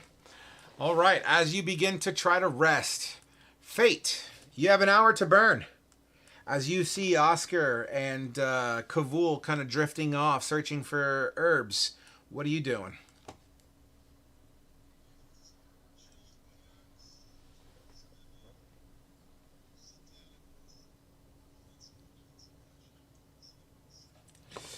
Unfortunately, everywhere you look, every rock that you go to seems to have like a quarter to a half inch of ash caked onto it.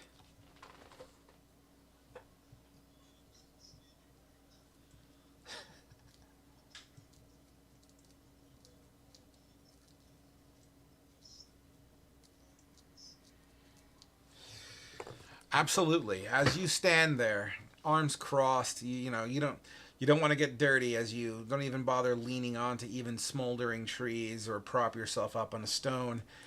You stand there and you kind of just look around and you're kind of in this fucking shit kind of a mood. What's your passive perception?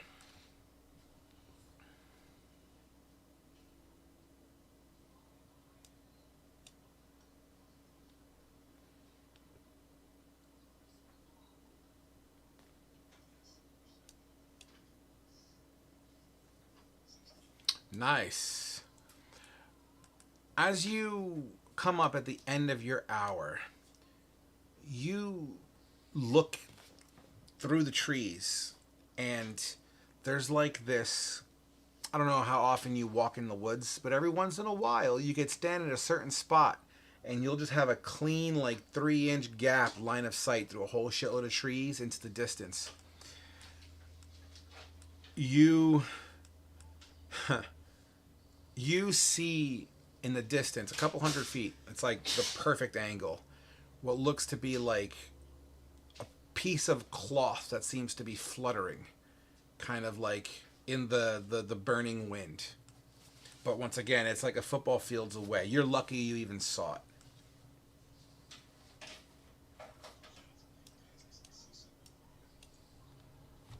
And as the hour comes to a close and Oscar is on an important phone call, we will take our 10-minute break here, guys. So, in fact, let's give Oscar a small buffer. Why don't we call it be back at 15 after the hour? I'll give you an extra minute or two just so to make sure Oscar gets back and he's ready to go. And then we'll pick up on that note of Fate shouting out, hey, there's something over there. All right, guys. Awesome. Awesome 1 hour burn, gentlemen. So yeah, be back at there you are. 15. We're taking our 10-minute break. Be back at a quarter after. I was going to give you a little bit more time because of the phone call. So let's just stick with it because I got to use the bathroom anyway. So 15 after the hour, guys. Toodles.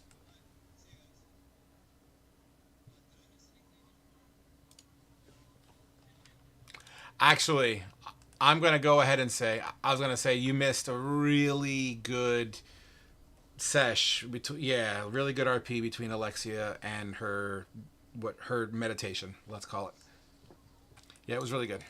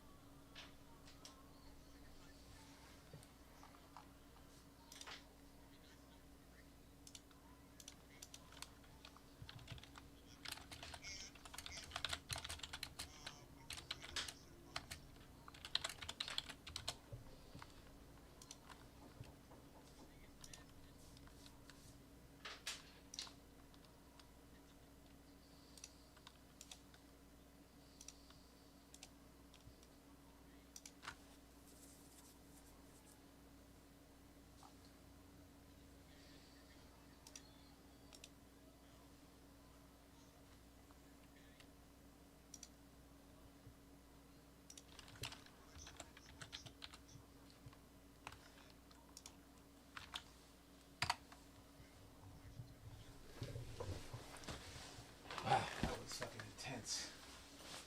I was listening to it and it sounded. That was intense. The meditation thing was pretty awesome. getting better. I've been getting really good at finding gaps on where to fit story to pass the time. I mean, think about it. I did a 1 hour break. I gave them a short rest, and they're searching for herbs. And I turned it, something that takes 5 minutes to do, and I turned it into a 20 to 25 minute ordeal of backstory buildup. That is amazing. Awesome.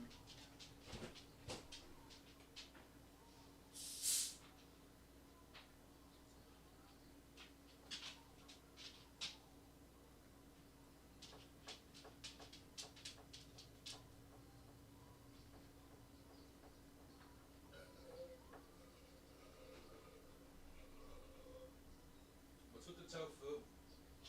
I'm pretty sure mommy took it out with something. Cause it was there when we got home. Audra, Yeah, you know what the deal with this tofu is? I'm making it tomorrow. What are we making tomorrow? I'm Oh, that sounds amazing. because Nana's coming over. Oh, that's right, because Nana's having the thingy done.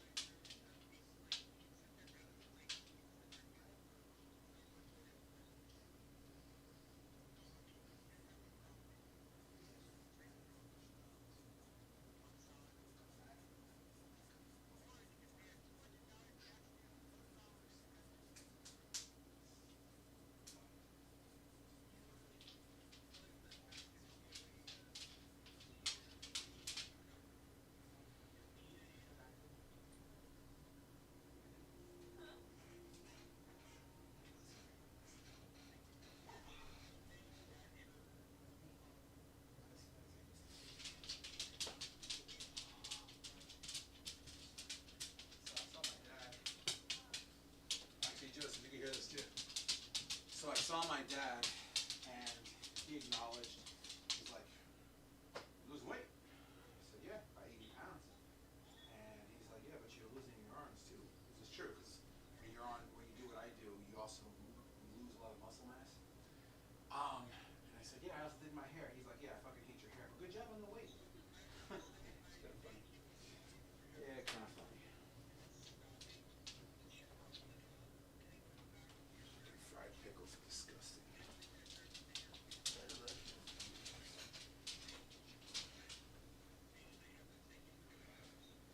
You gotta go outside, Dix? You gotta go outside? You gotta go pee-pee? You gotta go poopy? Was she fed this evening? She had a lot of food left in the bowl. Yeah, she really Ah. I think someone wants to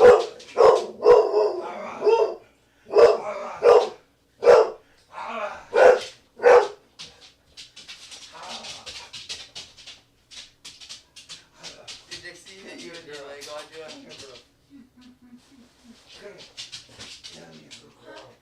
Dixie hit you in the leg? No. I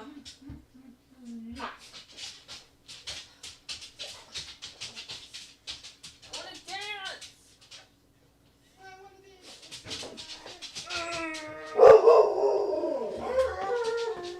want to dance by myself. Oh no! Dixie! Dixie! Dixie! You want a cookie? You want a cookie? You want a cookie?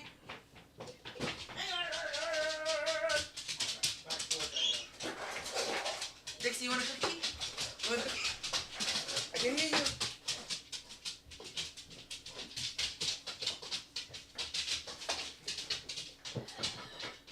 Want a cookie? No, spin around. Come on. You got 30 seconds and then I'm gonna need silence again. Spin around. Jump. Jump. Jump. Alright, when the master walks by. Jump.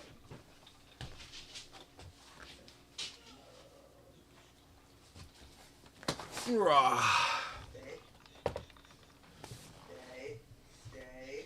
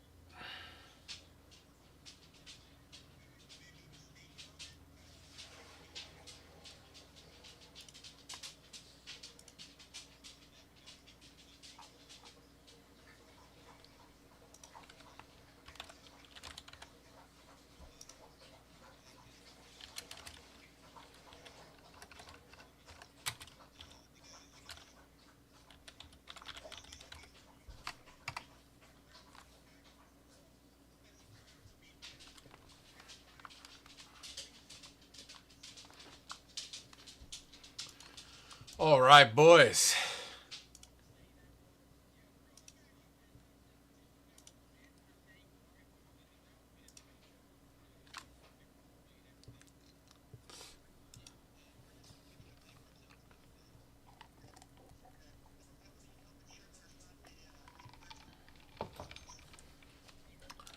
All right, team. As we dial it in, Fate and Kavul, you here? All right, we'll give Kavul another minute. All right, awesome. As we left off, everyone's in this state of an hour burn, a short rest that leads into extracurricular activities. We've already went through the majority of the party as we go back to the two searching for objects that would double as incense. With your previous roll, Kavul, knowing specifically what you need, As you dig with your claws with the assistance of Oscar, who's also searching, Oscar notices a specific type of smoldering tree. It's that of, let's call it firmwood. It's that of a firmwood like quality, a special kind of a hemlock that grows sporadically. It is a very fragrant burn, as the smoldering itself kind of emanates this very woodsy potpourri. It's very lovely, actually. As Oscar notifies Kavul of this, Kavul begins to dig towards the root bed. Amongst the root bed, you pull up a shallow ant colony of these massive fire ants. These fire ants themselves are known to grow about an inch in length. Their carapaces, if dried out, creates a fast burning component. As you start to collect these ants, a good handful, 12 to 20 of them, they seem to be actually, I could tell you exactly what they're. Campanatus pennsylvanicus, or Solenopsis, Solenopsis cimeria. I forgot the exact race or genus, but anyway, these are a specific type of ants. They're very big. They actually also shoot acid, funny enough. Not enough to hurt you, but to other insects, quite deadly. Nevertheless, you gather this up amongst with some of the hemlock or the firmwood root bed. Kavul, you feel satisfied with the amount you have. As you speak over to Oscar, noticeably, unfortunately, you don't seem to have a mortar and pestle that I'm aware of, unless you guys know something I don't. You're welcome to search for that for me. Google that shit up, and if it's there, I will let it happen.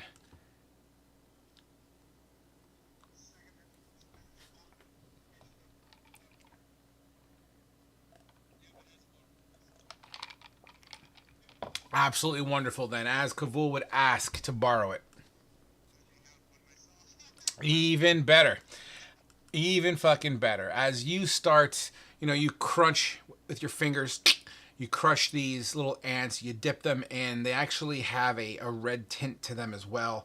As you mash the mixing of, the roots with a little bit of soil to kind of give it a nice powdery kind of thing with the carapaces of these ants. You smash them together for about 10 minutes. It creates a powder, a pasty powder that would create a very aromatic burn. I don't know the exact phrasing for that, but it would create a lot of smoke that is to be inhaled, a very sweet smoke. So you hold the components in your hand of an incense.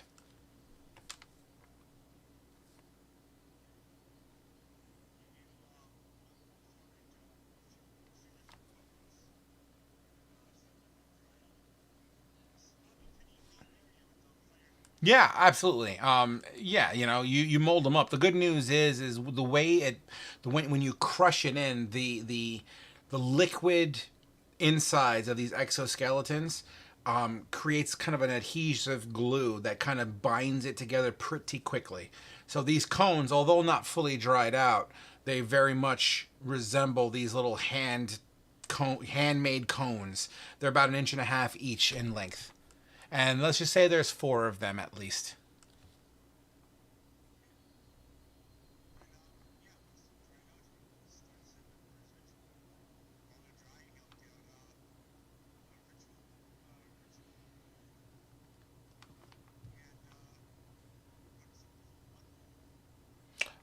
Yeah, you gonna out of your vagina? Like, what? How you gonna get your blood?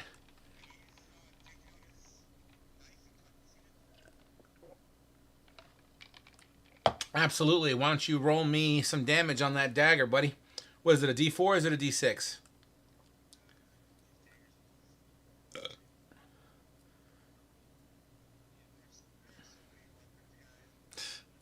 So you could roll me a D4. We're not going to add your strength or dex into that because you're not trying to kill yourself. Lucky you. As you take 1 point of necrotic damage.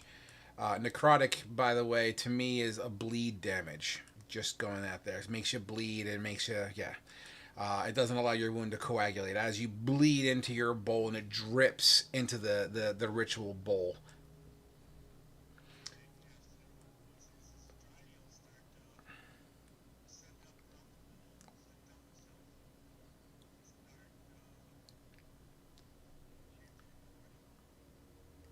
Sure. How long does your ritual take? Okay.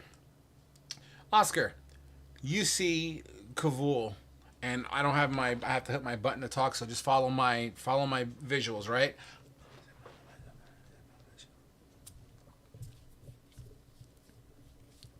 As he's squeezing his blood into the bowl and starts chanting in a primordial speak. He seems to be fully entranced in this. You're welcome to do Oscar stuff for the next 10 minutes or less.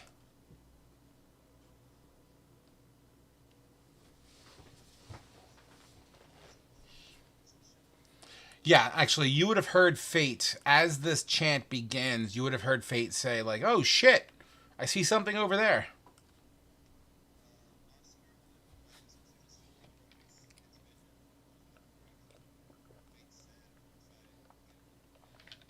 From where you're standing, unfortunately, you can't see what he sees as trees seem to block your line of sight.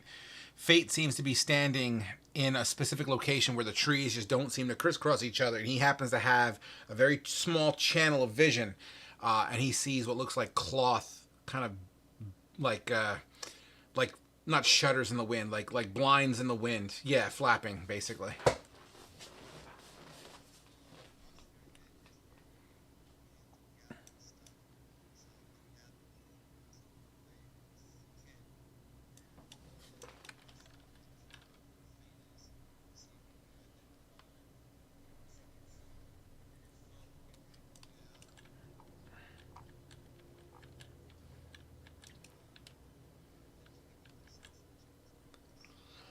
Sure, make your perception.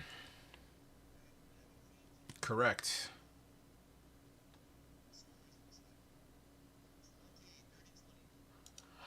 With a dirty 20, you're just. Did you go to that location or are you just looking?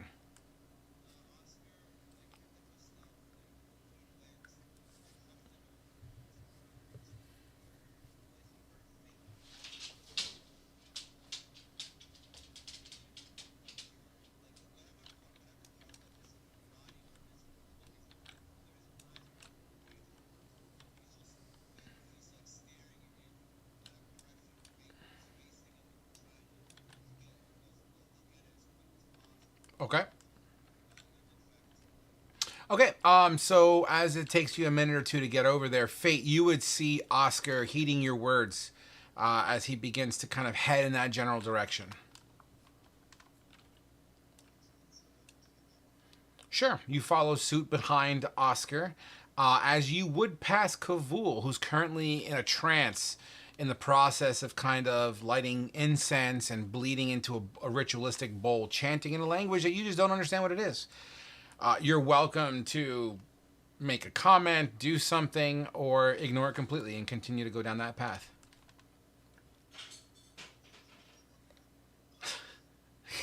Awesome. All right. Which leads us now to Kuza. You see, no, you don't. Well, you know what? You would actually hear kind of the sounds of footsteps going past you. Whether or not you wake up to give a shit is up to you.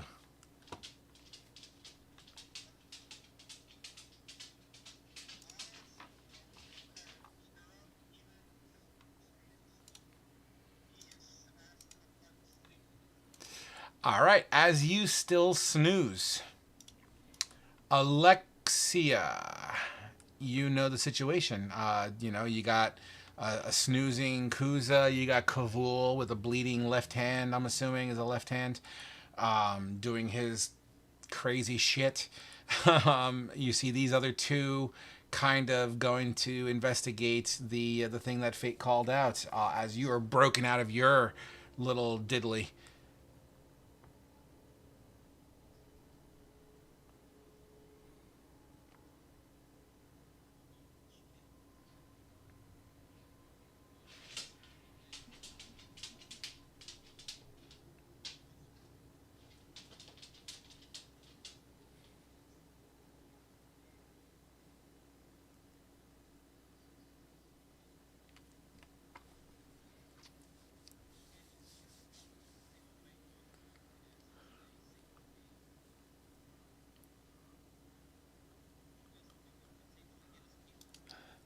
Absolutely. As you trail behind, a little bit more distant than the rest of them. Okay.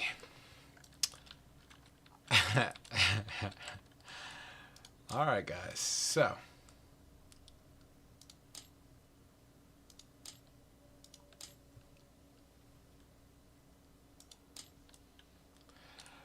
Please imagine that there's significantly more fire everywhere here.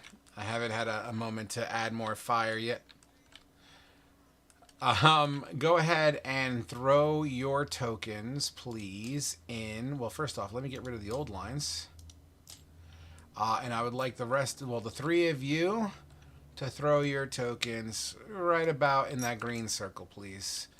We're not in official combat or anything like that. This is just more atmospheric kind of situation.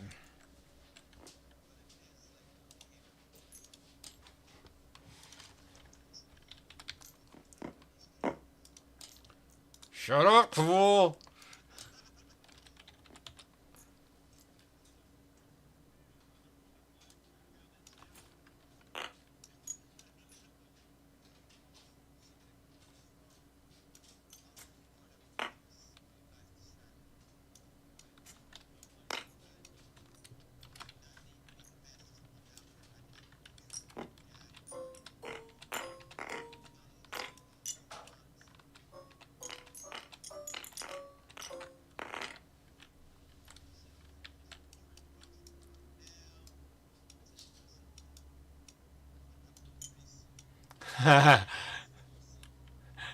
He fucking said, I'll grease you.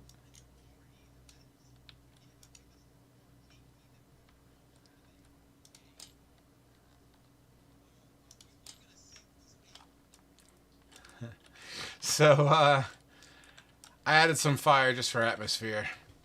But yes, as you guys get closer, you know, the closer you get, the less interference visually you get. As the trees would clearly not be as thick the closer you get. And yeah, there seems to be what looks like the remnants of what appears to be a camp, guys.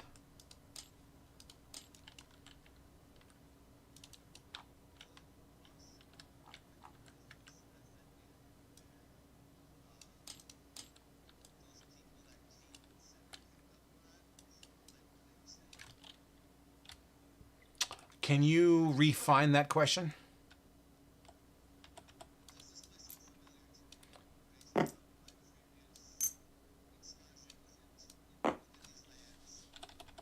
The direct answer to that question is no. You do not recognize this location. Meaning you've never physically been here.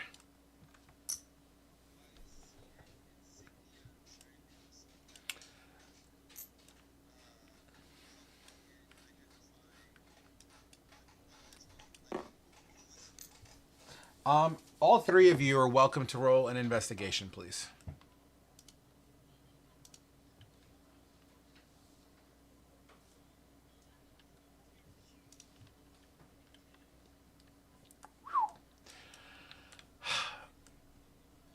So, why don't you, all three of you, place your tokens in the area that you wish to investigate?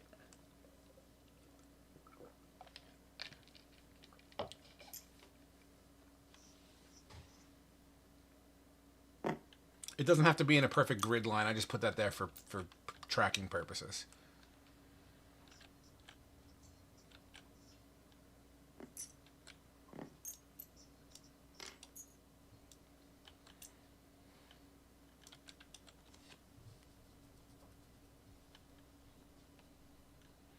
Okay. All right. So let's just go as I see it. Oscar, you first. In this area, Oscar, you look around.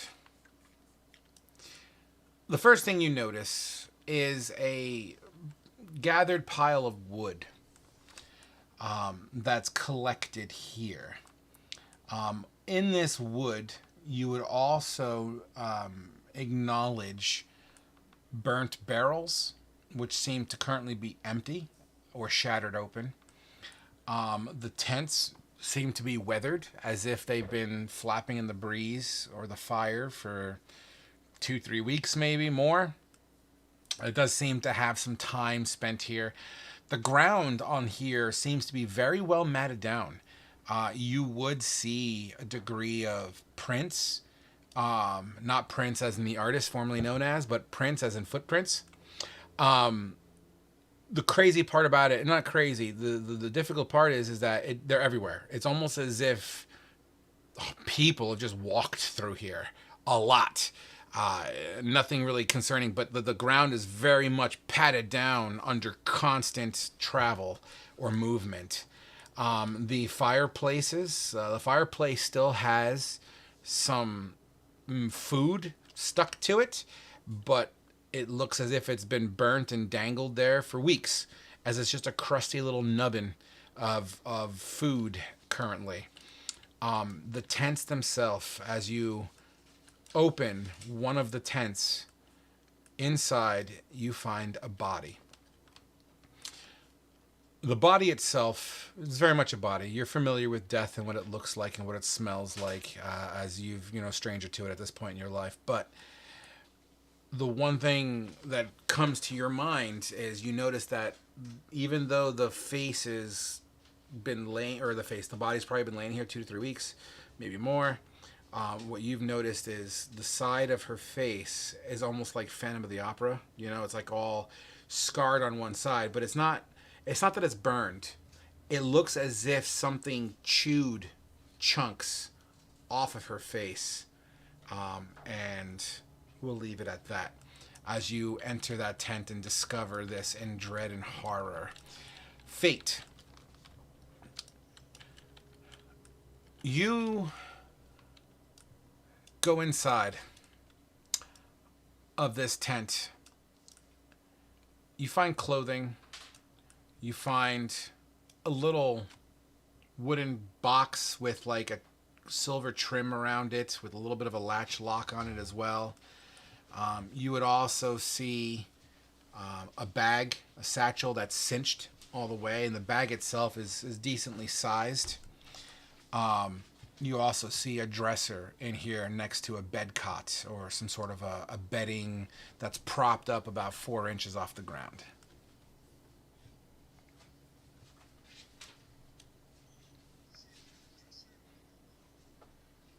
It's more of a nightstand, but yes, it does have one drawer and an empty hollow in the bottom.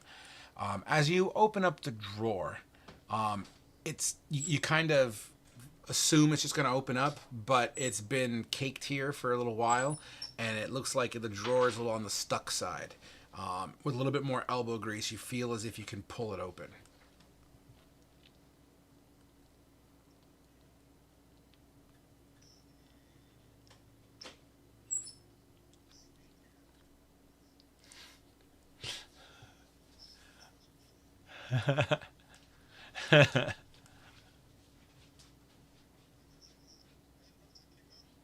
The whole dresser? Yeah, absolutely. It's like a nightstand.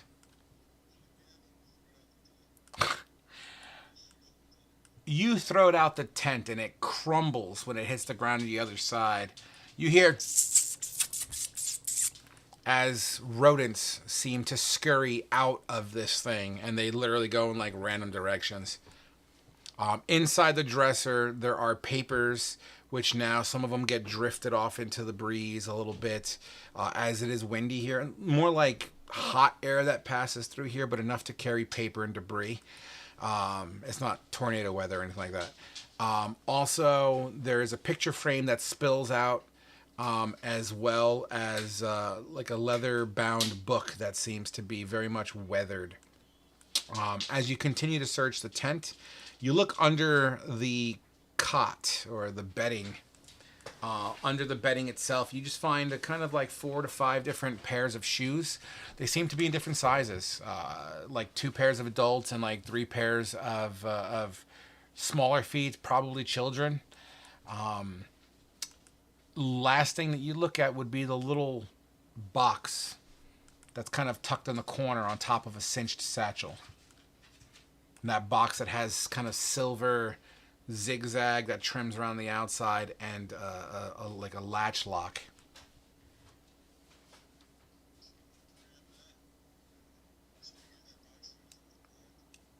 I'm sorry, say again? Yeah, I mean, there's the bag, there's a satchel that's cinched, yeah, and it seems like it has stuff in the inside of the bag. Sure, you drag it outside, kind of closer to where you threw the dresser out, and you prop it down. What do you want to do first?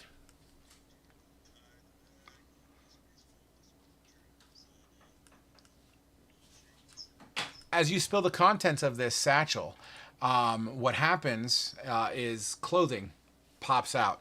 One piece of clothing that you find the most attracting to your eye. It's like a nightgown. It's actually a really nice looking gown for whomever owned it. It's not all that weathered or dirty.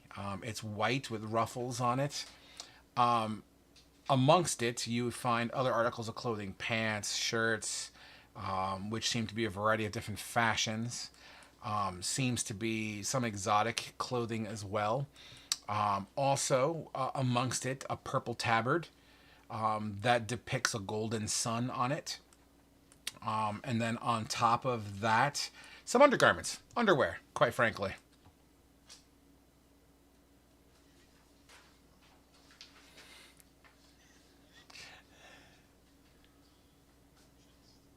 Sure. The chest has a little bit of a lock on it. It's a smaller box, though. I would say it's about a quarter the size of a shoebox, a standard shoebox.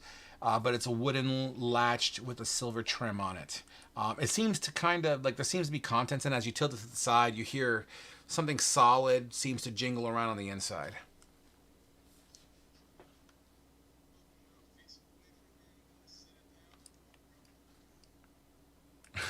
You set it down, you look at it, and you just do a circle around a wooden box that's locked.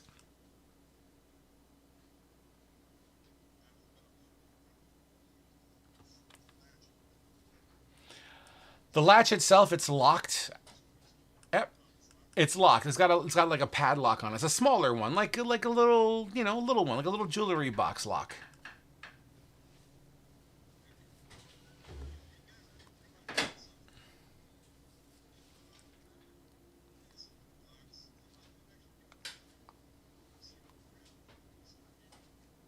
So you grab the leather book and you tear a page out. Is that what you're saying?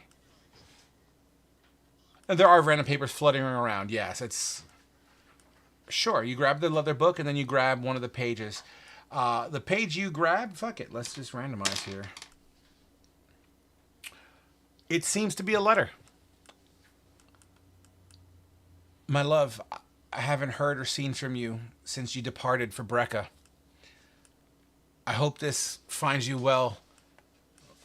We're running out of food and safety. More and more people seem to show up, but all of them from different parts of the area. Thomas has started to build a wall, and other people are beginning to assist. It's almost as if it's in the process of creating our own town. It's strange.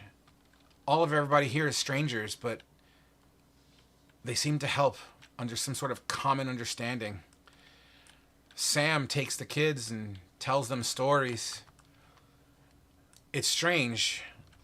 A metal person and some cats came through here. Races I've never seen before. They seem to do their time in part, but who knows? At this point here, there's no room for prejudice. We're all in this together after all.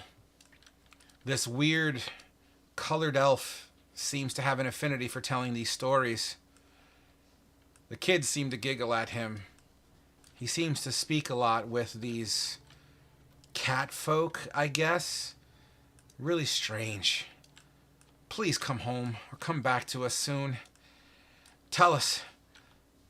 Find us help from Brecca. Bring back some money, some food. Quickly. And then the kind of writing drifts off in the weathered kind of parchment.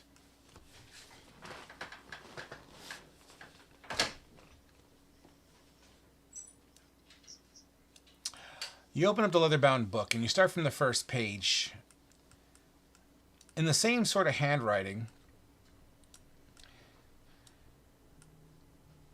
it's burning. Our home, it's burning. I don't understand. We didn't do anything wrong. These people that just moaned chased us out. This disgusting fellow in a robe filled with eyes, pointing at the home to be burned as these fires shot from his fingertips. We were forced to flee with the kids. Day 2. We need to find refuge. I don't think the kids can take these desert sands much longer. We're running low on water.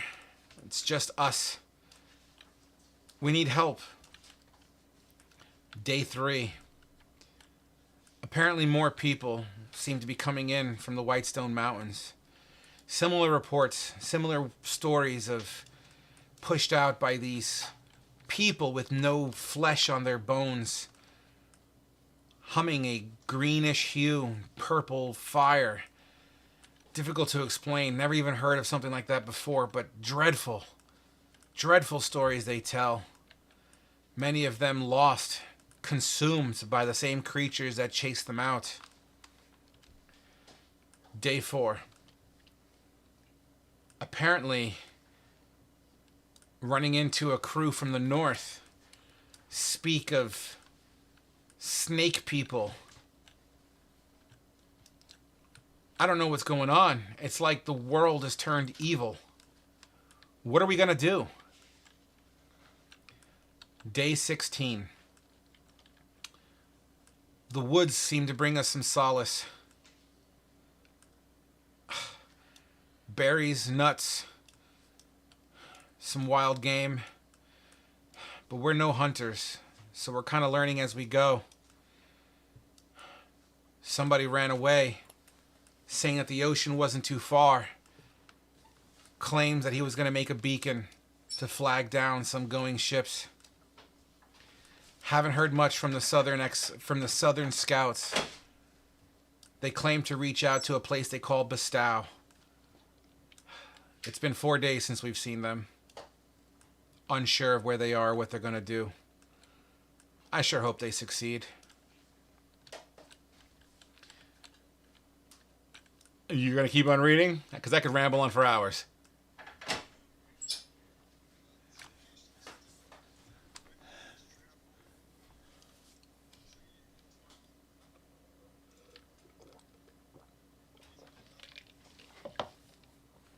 What are you gonna do? What are you gonna do with the box, Fate?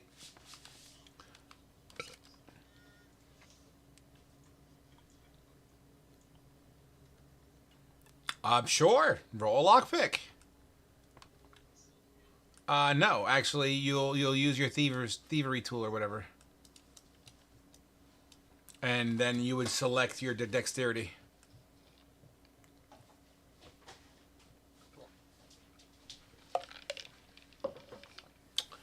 With a 10, it's a simple lock, man. It's a little teeny weeny lock. As you hear click click, and the latch kind of goes as you twist the lock and you kind of peel it off a little O-ring that holds it shut. The latch goes and kind of flutters a little bit, and it's no longer locked. You open it up, and inside is a gold coin. With the gold coin, a folded piece of paper.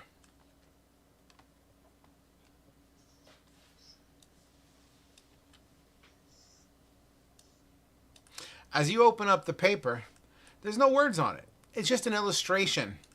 It looks to be like stick figures of a family, and what looks to be like, I mean, for lack of a better perspective of imagery here, like Pac-Man chasing them.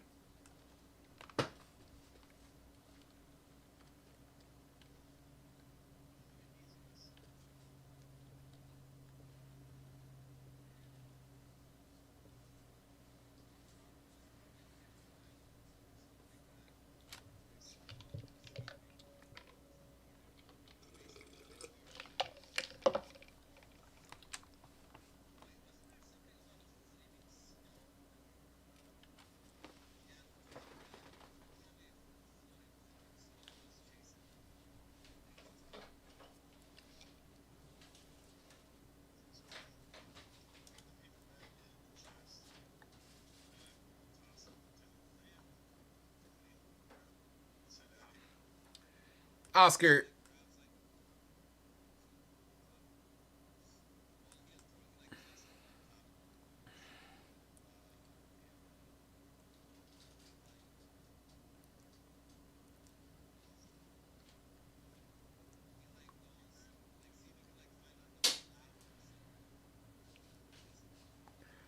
Okay, fair enough. As we shift the camera over to Alexia.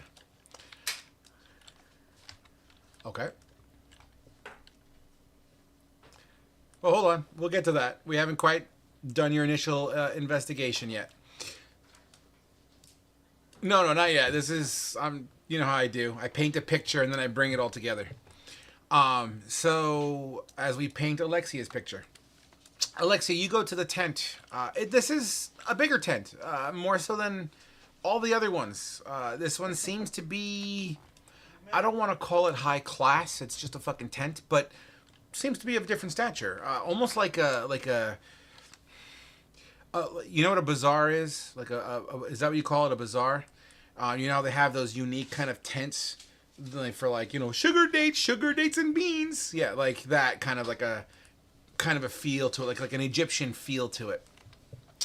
As you flip open the fucking cloth door that flutters in the wind, you flip it open. Inside,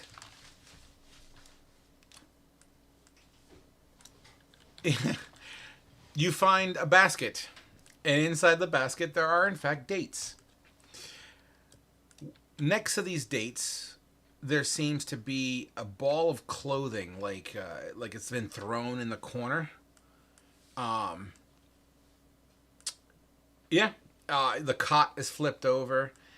You see a bucket, and the bucket itself is filled.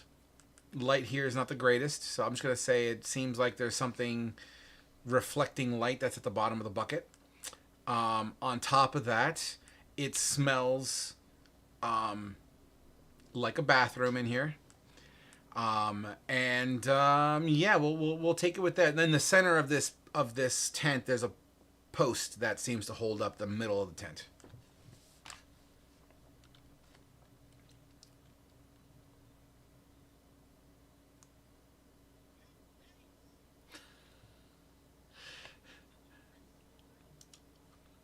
Okay, as you shout that, what do you wish to do next?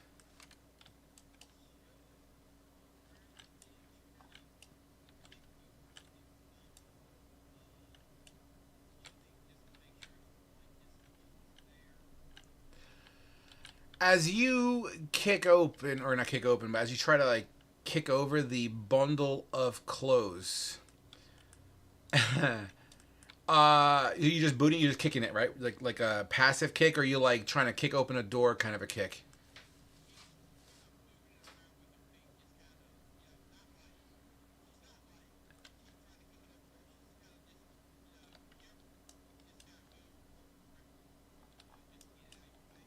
Uh huh.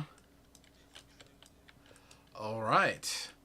As you move the clothes over, you kind of uncover what looks to be, I don't want to call it a sombrero, but it's like a hat. It's a very, it's a head covering. How do you explain it? It's like not Asian in feel, but it has kind of like that natural. I made my own hat kind of thing out of wood and leaves, but it has like the shape of a sombrero. Sure, sure, and it's green in color.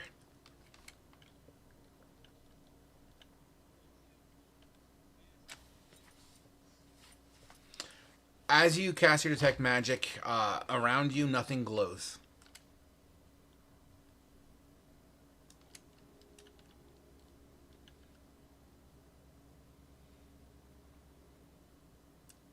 You look over at the bucket as you are now kind of over it a little bit. You look down and it looks like there's liquid there, and it seems to reflect what little light seems to be ambient in this location,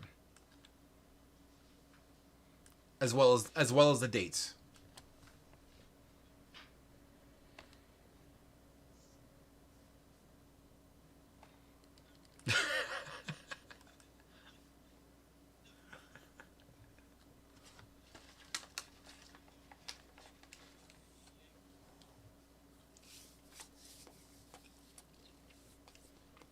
What do you do with the dates?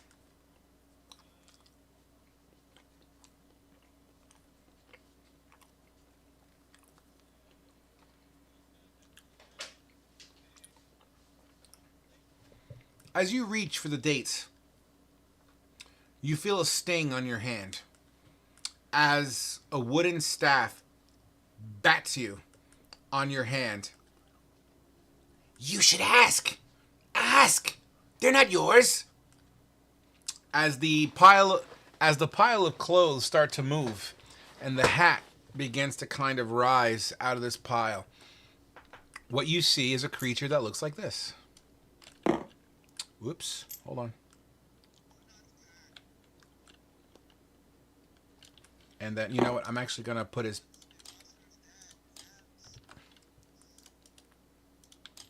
I will paste it on the wall, too, for a better view.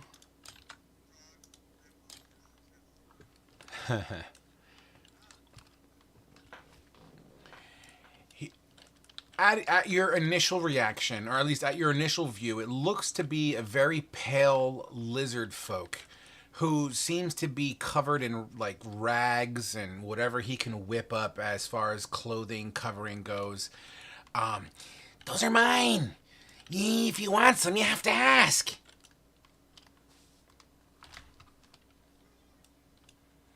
Sam, they called me. Sam. The last. What are you doing here? This is my home. Go away before you bring them back. Them. The ones that ate everyone. No. Of course not. At least I don't think so, as he pats himself down.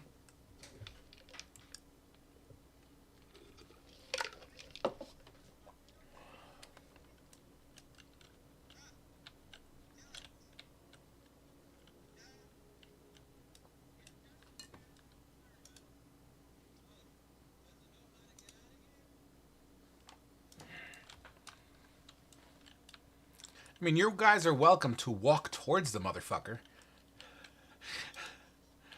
All right.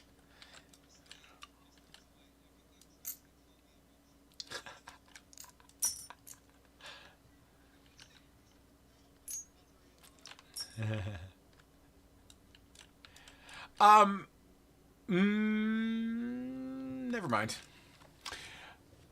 Actually, yeah, Matt, a question for you. Were you a part of the Tuesday table at all? No, okay, just making sure.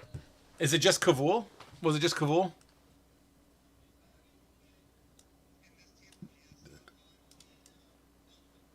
Okay. Just checking. Just checking, I'm sorry. Don't worry about what I asked. That's irrelevant. I was just curious. Oh, there's more of you. You can't be here. You're gonna bring it back. You're gonna bring it back. You're gonna make me in danger. Go away from my home.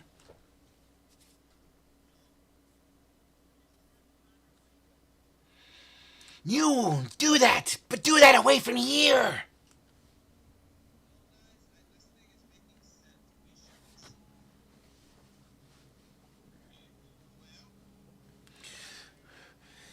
Yeah, the best you can. Go away.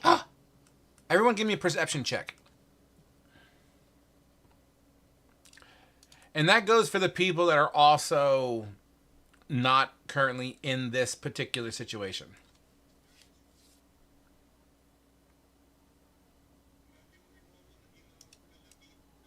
Disadvantage.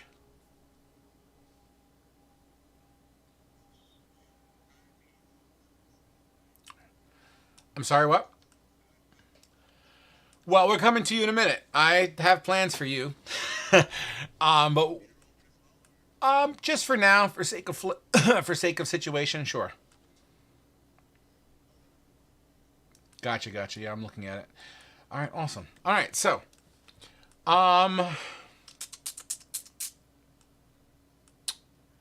Oscar, with your eyes. Actually, this is not even a visual thing. This is an audible thing. You start to hear like a heavy foot walk. and you see Sam noticeably shaken. Oh my God! Hide! That way. No, just that way. It echoes through the trees. It seems to be primarily in. Let's fuck it. I'll draw an arrow if that's what you need. In that general direction. But you see Sam dive back into his tent and under his clothing again.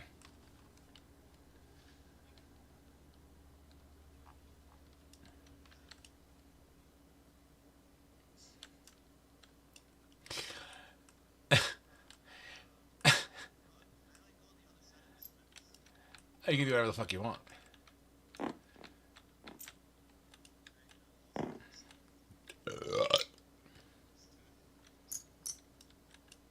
Absolutely. So, the nearest tent to you was Sam's tent, Alexia, and I got something funny for you. Just give me a second. This tent that you run into, Alexia, has one of those doors that kind of just like basically like a heavy linen that covers, gravity holds it shut. But as you try to push your way in, you get wrapped up in it, and you wind up just like tripping and ripping the whole fucking front of this thing over.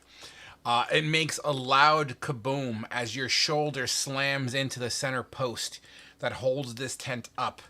As the tent falls over, and all that's left is a bucket that you spill over that pours next to you. It doesn't hit you, but now that direct sunlight, or at least direct light, is hitting it, you recognize that it is a shit bucket. And the dates spill over, and all you see is Sam. What did you do? No. However, Oscar hauls ass behind the fence, and fate. And we're gonna pause that situation right there as Kuza. Yes, you rode like shit. However, audio is audio. You can choose to hear the same steps or not. I will give you that as a player. Knowing you rolled a 6, it's up to you. Just know that whatever you choose will dictate what happens next.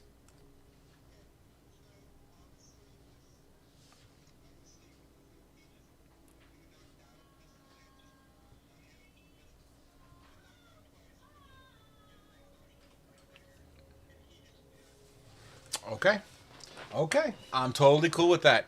Which puts you into Dreamland. And we're not going to RP Dreamland right now. But what we are going to do is move over to Kuza. We're going to rewind the clock about 3 minutes, Kavul. Kavul, as you finish your ritual, I want you to start off by rolling me a religion check, please. With advantage because it's a ritual. Oh, what we got here? Your Magic Offense gun. Oh, wow. Roll me religion anyway.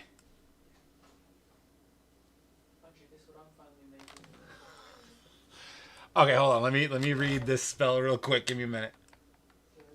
Not a spell that's used all that often. Forgive me.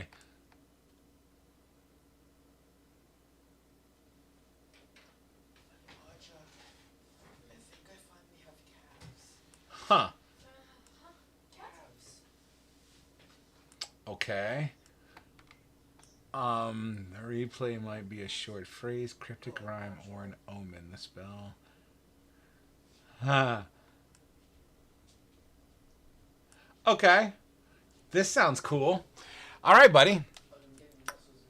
As everything, it's almost like time stops, like the fire that's burning all around you and the ash that kind of gets sooted up into the air and the smoke that billows past. It's almost like in slow motion it goes like zzz, and stops as your ritual is completed. You see everything is like time stop, Matrix style, right? Everything's just stopped. And you hear as a black bird lands about 25 feet in front of you on the other side of your ritual. It squawks.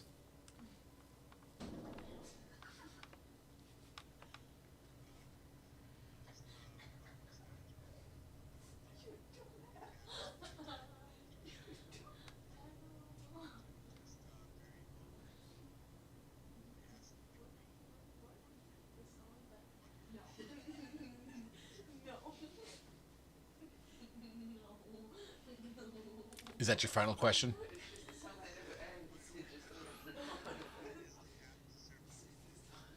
And I have to be truthful.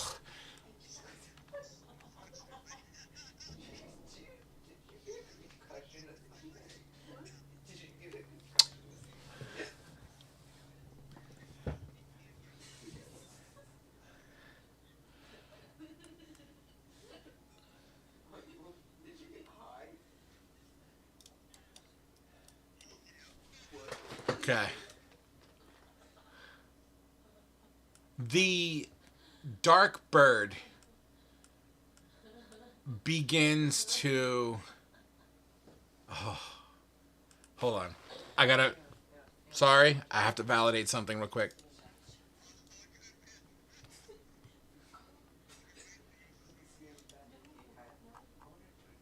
It's my first time DMing with the spell.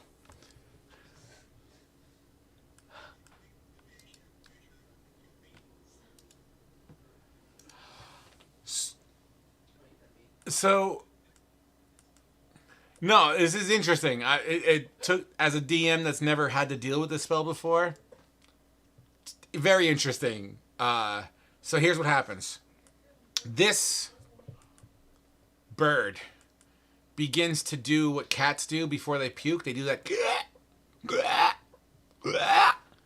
and you hear it kind of, and this pellet pops out of its mouth. And then the bird takes off and flies in that direction.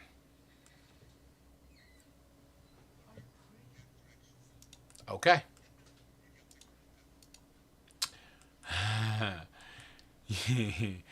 You pick up the pellet. It almost, quite frankly, it almost looks as if someone dropped a block of shit on the ground, but like in a marble kind of situation. It's soft and malleable, like poo. It has the texture of poo. It has the odor of poo. But it is in the palm of your hand.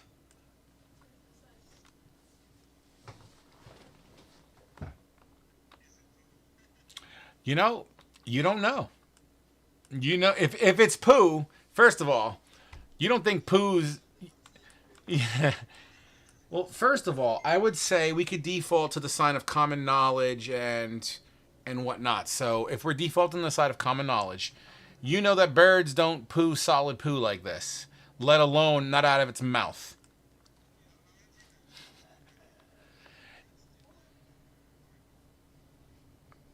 Yeah, that's called prophylaxis. That's called prophylaxis, and it's a little different.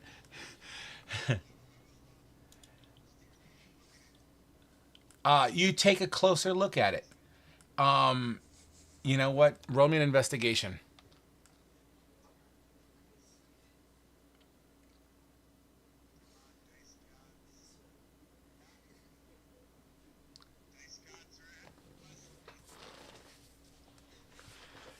Okay. So imagine you have a ball of shit in your hand. And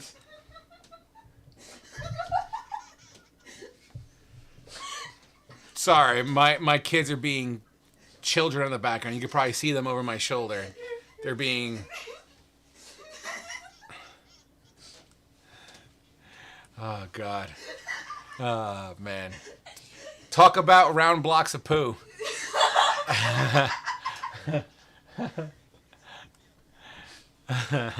So anyway,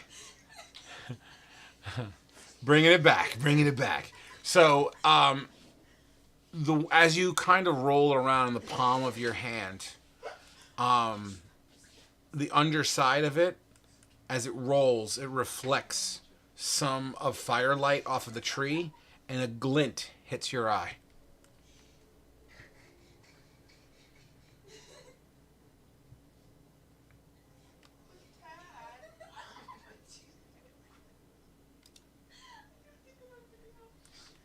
Yeah, you pick off with your claw some of the poo. It gets stuck under your claw a little bit, but you clear off more of this glint. It seems to be silver.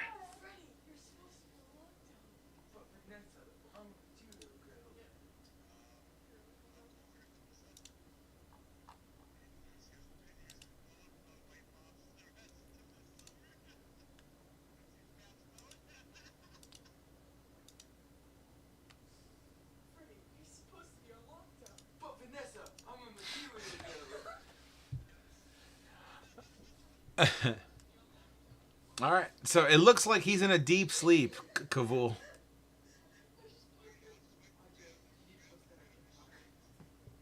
You, you, you clear it up even more, but he's like sleeping, man. He's not.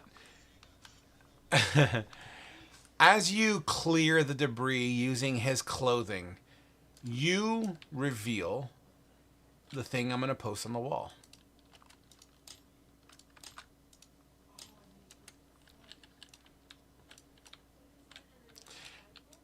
It seems to be a ring. The ring itself is shaped like a raven, that wings flap around your finger, bound together with some runic inscriptions on it.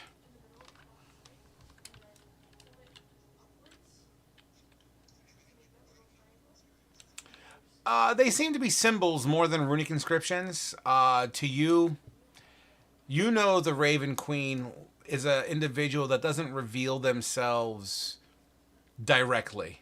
So as far as a physical form is concerned, it's unknown. Usually in mask, trinkets, symbology, metaphor, never a physical interpretation. So you can take this however you feel Kavul would.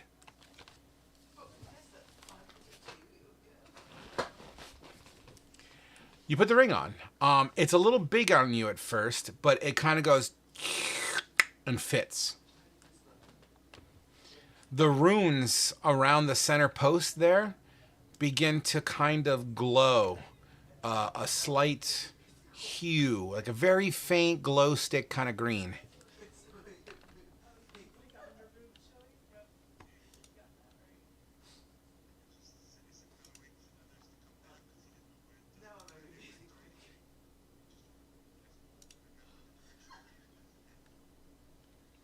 Okay. You sure? You look around as you put this ring on. You see Kuza sleeping. You take note of the direction that this hoojamajigger has flown off to. You acknowledge your ring as you wear it and look at it. You look at the head, or at least the front side of this ring, and as you kind of stare into it, I mean, this is metal. It's silver in nature, but as you look at it, the mouth opens up and squawks and then turns back into a ring.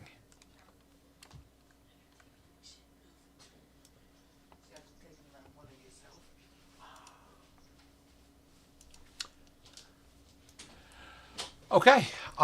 It's at that point that we take your perception into account, which you begin to hear boom, boom, boom. The difference is, this time what you see, so you're surrounded by burning trees. And it's weird because it looks like the trees are moving. And it seems to be headed in that direction, which is sort of in the direction that that this bird flew off into, but just off center to where the rest of your crew walked off to.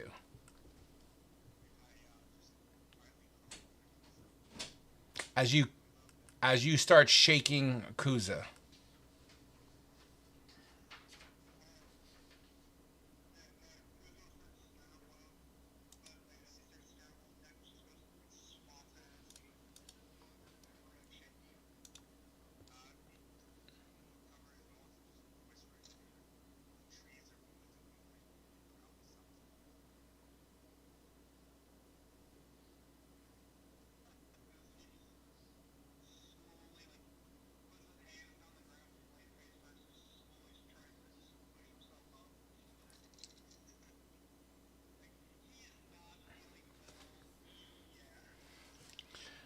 You hear boom, boom, boom, although you don't see any movement. It does seem to be fading, walking away from you.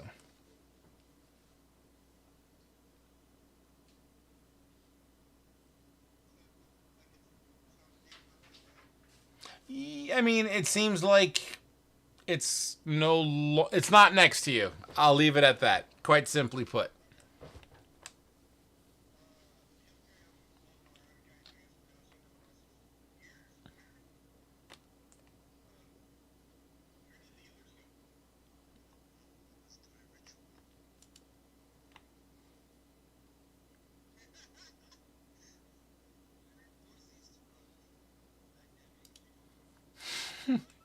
Yeah, they got everything going for them.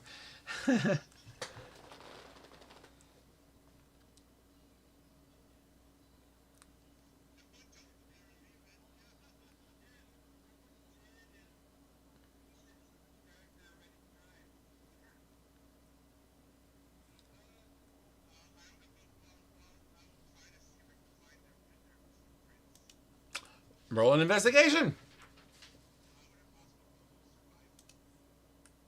There could be an argument for survival. Go ahead, roll your survival.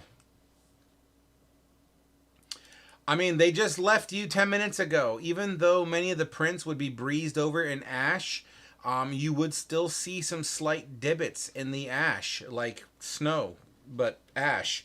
And they trail off that way.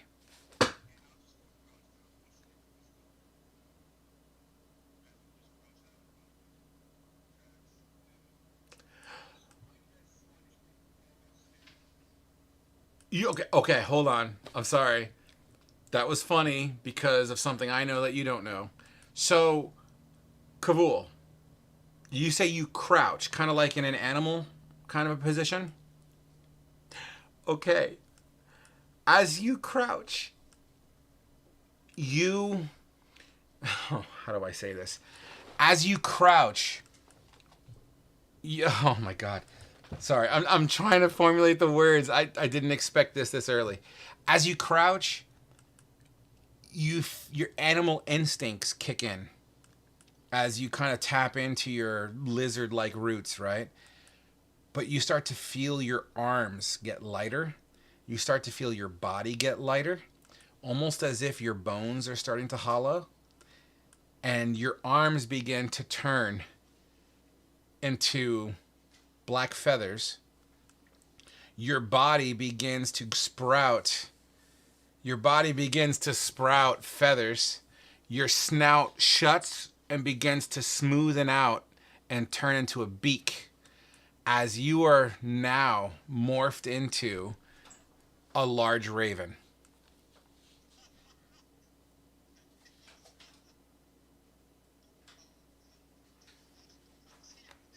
Oh, he saw it. He's right there.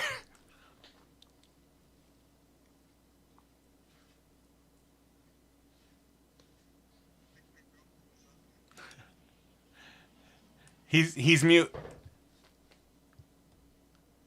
Yep.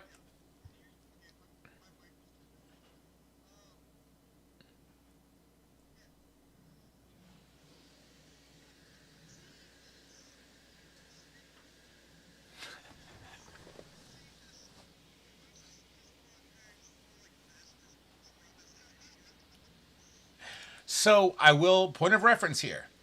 He is a large raven. So he is literally the size of a large creature right now.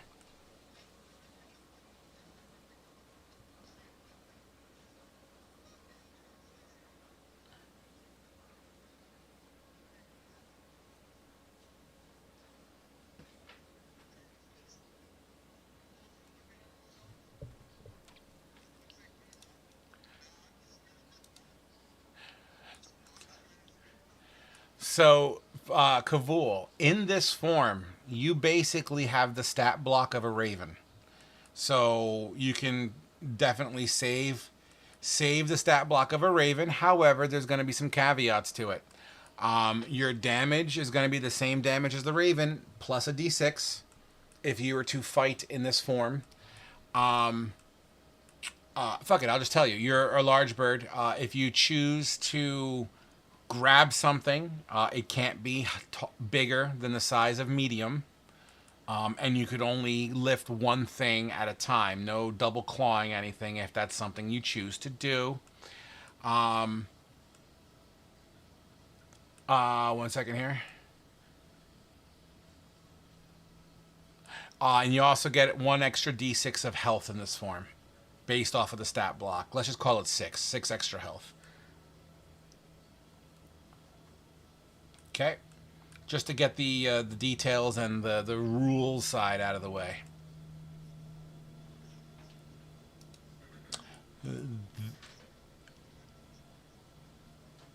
We We shall find out, as this seems to be something special.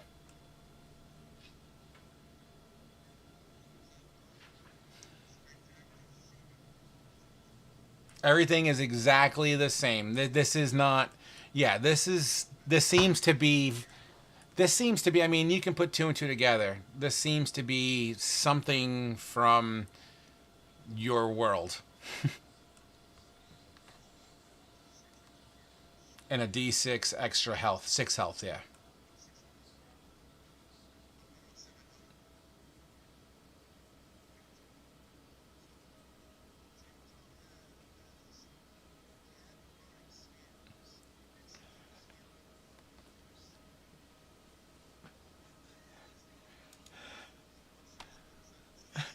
That's right, you're fucking blue still, with like a feather beard.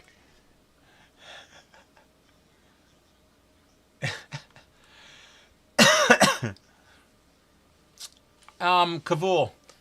On top of that, roll me a D8.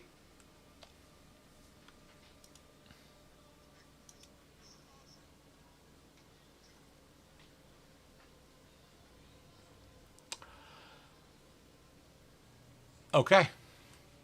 Okay. There's nothing to say at this point.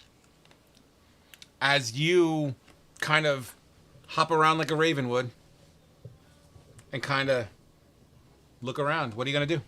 As Kuza, once again, you're welcome to chime in whenever.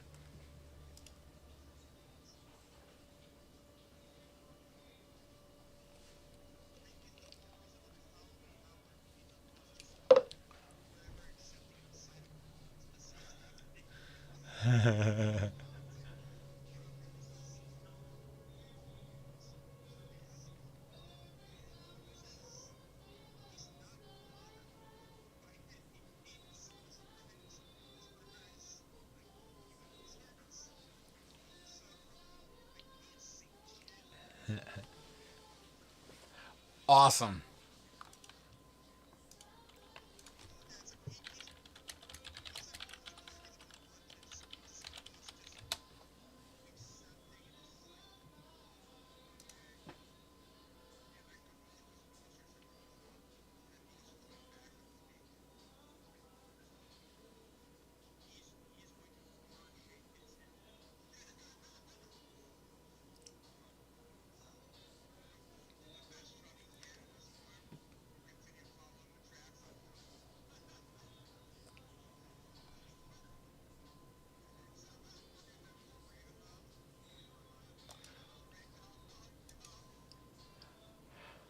Actually, with all the fire burning around that seems to just shine bright light everywhere in this area, you look at Kuza, Kavul, in your raven form, and the burning tree behind him is very, very bright, and you find yourself doing one of these things, you know, it almost forces your head to turn away into like shadier kind of light.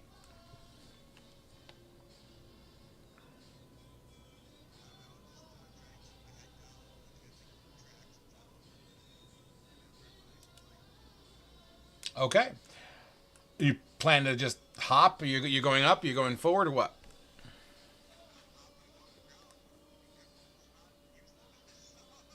Absolutely. Kuz, I assume you follow suit?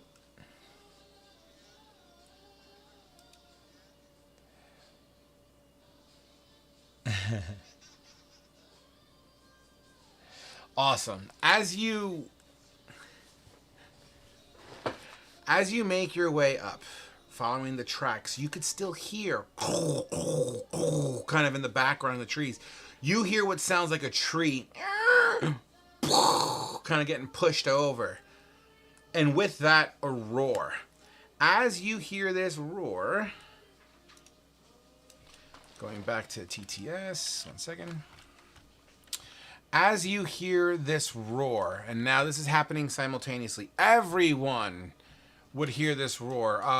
Kuza and Kavul, go ahead and throw your tokens on the board at the point of the arrow.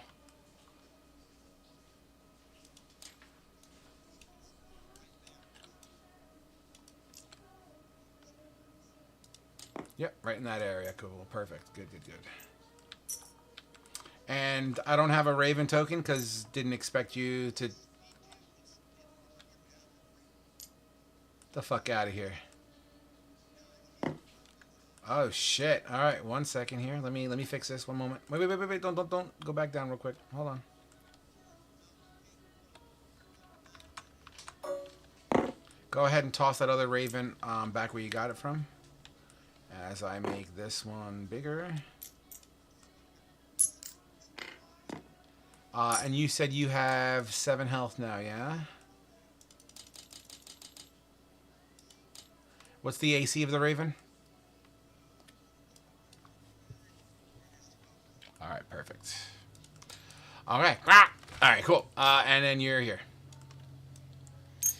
As you all would hear this ear-piercing just howl, more than a roar, it seems to reverberate like screaming in with fire in your throat. This, I can't quite do it. Forgive me, I'm not an actor, but it's a noticeably striking howl.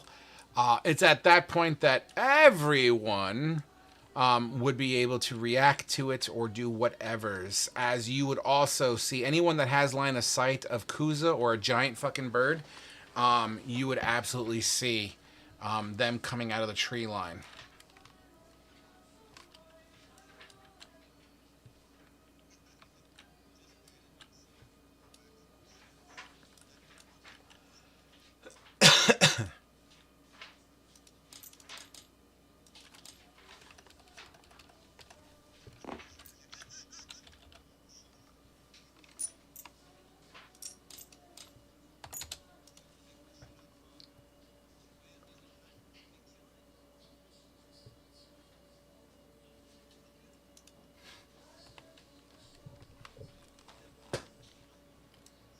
You do see Kuza next to this creature that's hopping around. Does Kuza and the Raven push forward towards...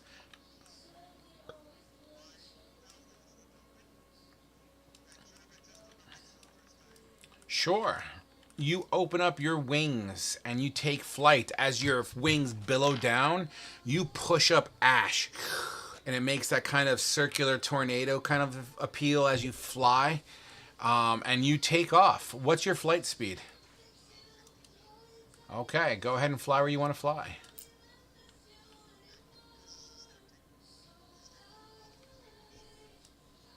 That's, that is an issue. Why is that 50 there? That doesn't make any sense, does it? Hold on.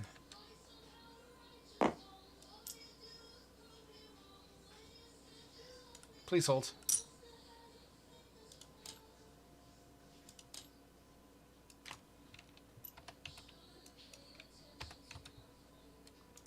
Alright, try it now.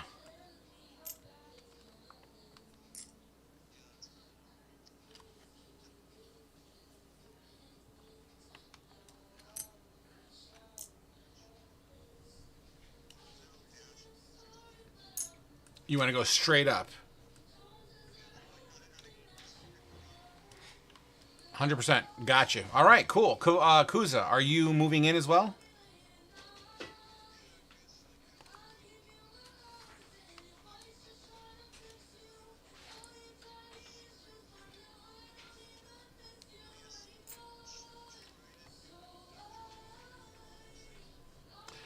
All right. Move your movement real quick, and then we will go into some sort of situation here. As you, protrude out of the tree line, into town. You're moving into town, kicking up ash as the bird has dusted everything up. Some of the fire that seems to be scattered about kind of gets quelched because of the ash that lands on top of it and kind of sizzles it out here and there, but then eventually kind of poofs back through. Kavul, perception check.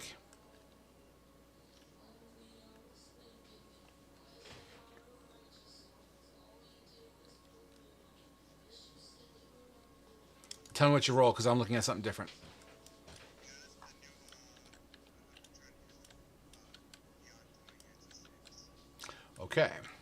With the 6, you can't quite get a full-on visual, but you see trees getting pushed back inside, like something's pushing through this tree line.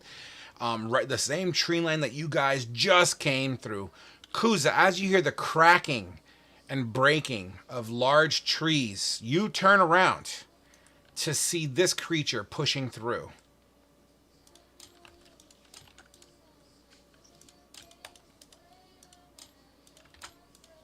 On the wall.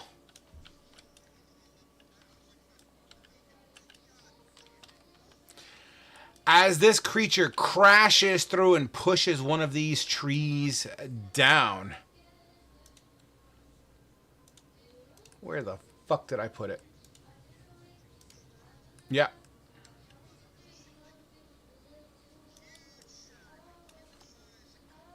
Getting there.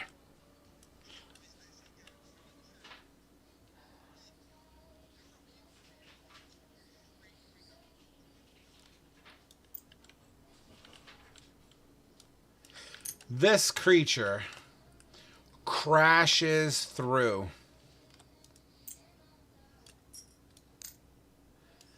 The tree line.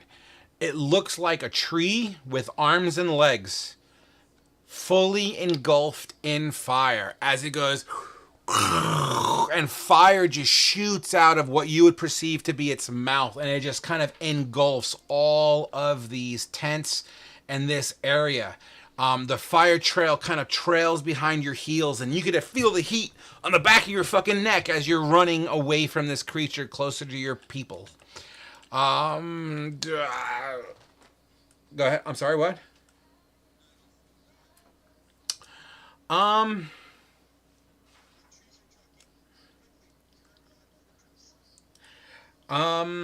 debating something real quick. 1 second. You know what? Everyone gets a reaction. I feel that you guys, especially the ones that are attempting to be stealthed, would see everything that's happening here. So the only person that's not going to get a reaction is the bird, Kuza, and Alexia, because you're wrapped up in linen shit at the moment, and Sam. So Fate, you see this happening. What's you gonna do?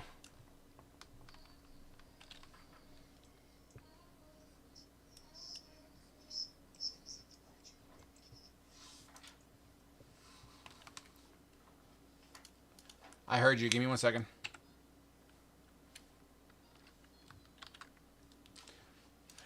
Sam will reply back. You did it now! You did it now! No! Run away!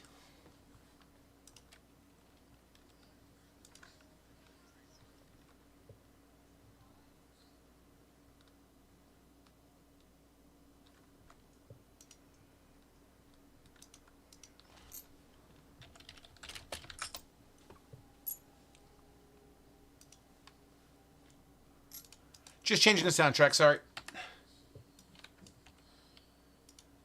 Something a little bit more tense. Absolutely. Oscar.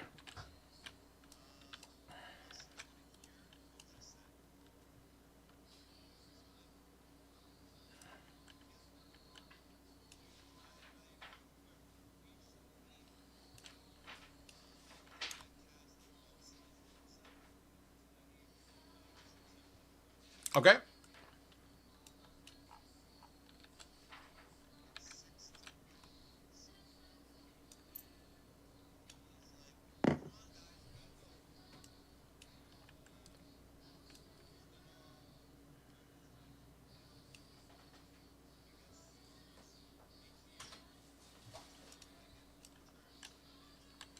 Absolutely. Sam you would hear kind of like the billowing and pulling and pushing of linen as the tent is on top of him. He's kind of pulling his way out, and he begins to just run in a random direction.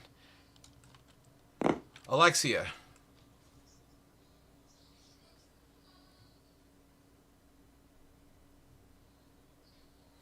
I know. I'm giving you an option for kind of to at least get yourself out of the tent.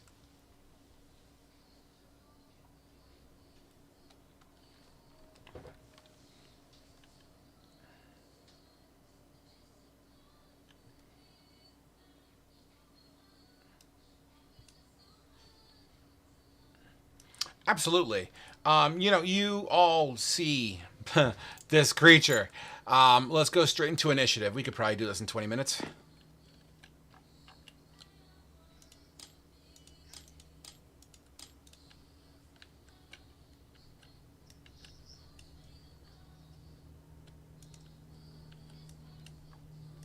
Sure is.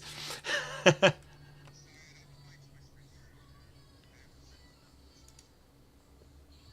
all right. Just update your token.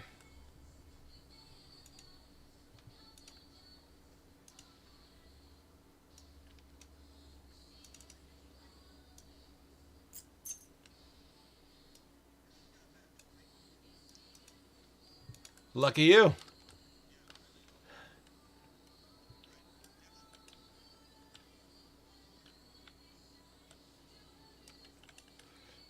All right, everyone good to go? You got your tokens updated?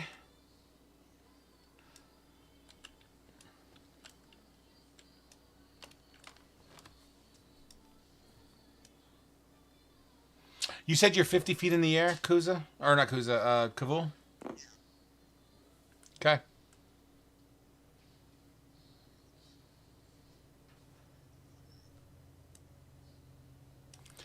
You're in a place where everything's on fire.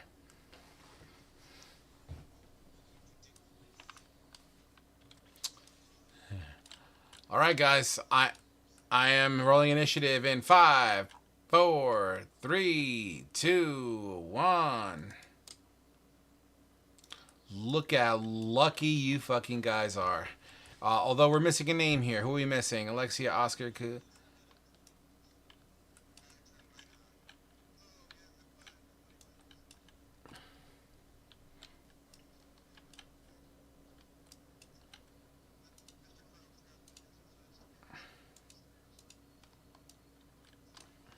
It's all right. All right. Are we good to go now? Everything's updated? Kuza, you are up first. As once again, this creature has basically done like a flamethrower breath attack and just kind of following your feet as he also kind of burns everything around. It roars, and once again, it's like a roar, like the Balrog roar. You know that echoey kind of kind of voice. You know.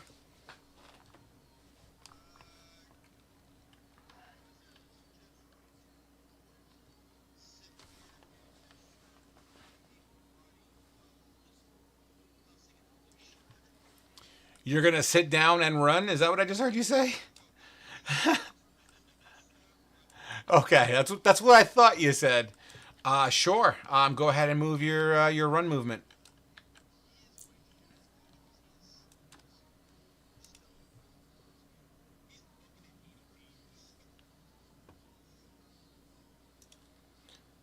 Uh-oh. Can I get a mic check, please?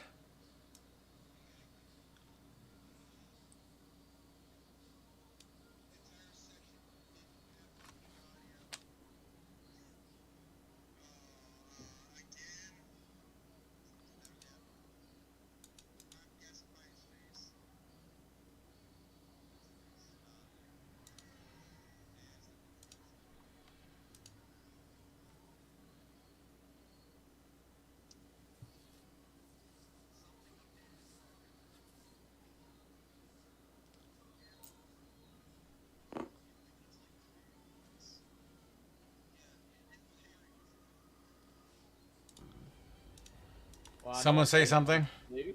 Hi. Something. 1, 2, Something. 3. I'm out here, guys. Dude, That's the so start. I just fixed the audio for your voices. Out of all sessions, why the fuck was it this session where the audio wasn't picked up, man? There was so much good RP this fucking session. Oh, I am super upset right now. Oh, something, something probably updated in the background without you knowing that fucked with it. oh God, we're back from the square one. We have to do it all over again. God damn it, dude. That was a good fucking session too, man. Damn it. All right. All right. So Kuza, you haul ass. You haul ass away, kicking up ash and debris as you go. Oscar, you're up. So I see other people running, and you know what feels like a really good idea right now? What? To run. So I'm going. I'm. Shit. So. Fuck. I don't. We don't know where to go. And us is just gonna how much go in the health does the opposite bird direction. have? What? Look at the table. It's on there. 7. Yeah. It's a bird. Also, we don't know that that bird's an ally, and so Oscar's just gonna, run. He's just gonna go in the opposite direction of this thing is, and yeah, I can't really go any further because I'm already at like the edge of the map. But I mean, you're welcome to run off the map. It'll take you out of combat, but you're welcome to run off the map. okay, cool. Oscar's gonna go, and he's going to. Hella look like that thing is fire. We are 2 broken down, and our only other mage only has fire spells. All right. I As just wanna you leave. as you run off, the assumption is every turn after you're gonna continue to run until everyone's Well, I'm gonna safe. wait. So once I get a distance away, I'm gonna like after this, I'm gonna wait for the others to catch up. Well, if you're running off the table and you're taking yourself out of combat, I'm telling you right now, the assumption is you are going to continue to run until you feel safe. All right, then here's what I'll do instead. I will go back here, and then once my allies are also like running back this way, I'll use my react. So I'm gonna hold my action to dash out away. Okay. Once my allies get within range of me, like. Okay. Ooh. All right, Kavul, you're up. Remember, you are 50 feet in the air.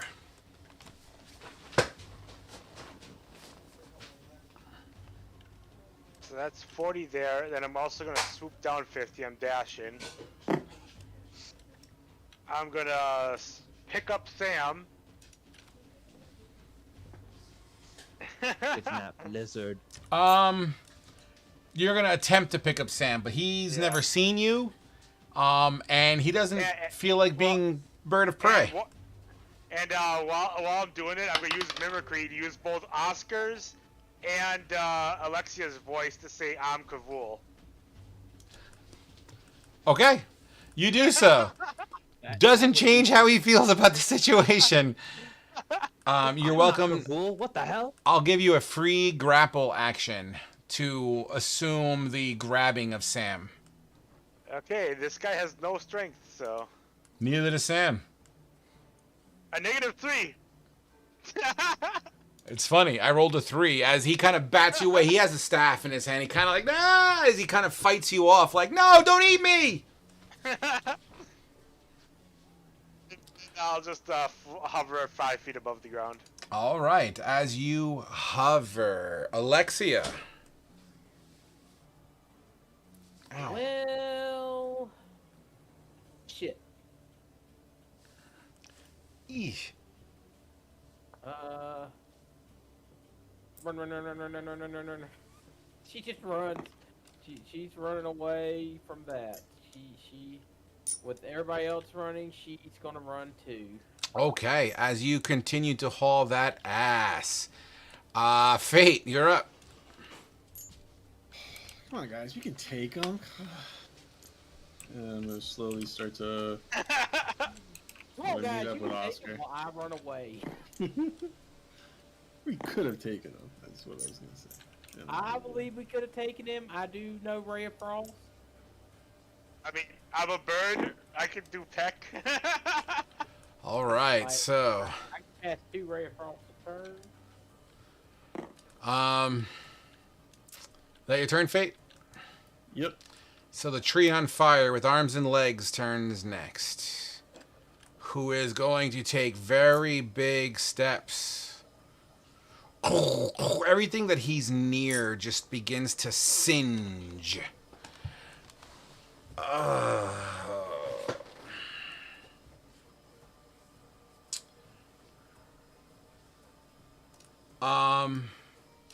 He tears through tents as he walks. He steps on barrels and they crush and practically incinerate instantly. The tree branch that he stepped on to get here incinerates and kind of shatters into a million pieces, like a miniature grenade went off on the inside of it.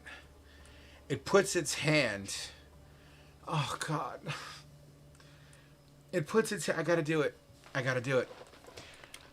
It puts it. YOLO it. I do have to do Don't it. hold anything back. Yeah, Don't hold back. I can't hold back. I got to do what I feel is right.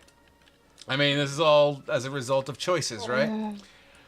Okay, so this creature with his fiery branch-like arms covers his mouth and begins to kind of regurgitate flame into his hand and whips it in your direction.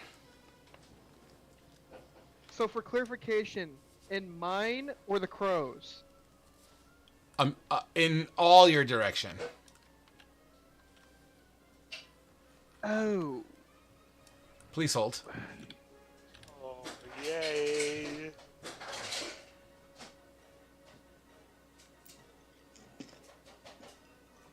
I hate this Oh game. my God.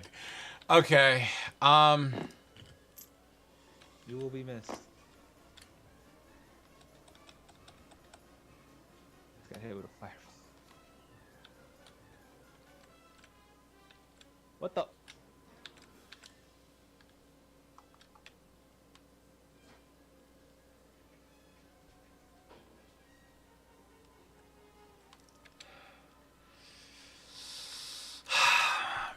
What's this creature's intelligence? I'm sorry. I'm trying to do what a creature of his intelligence would do. I'm sorry. Give me a minute.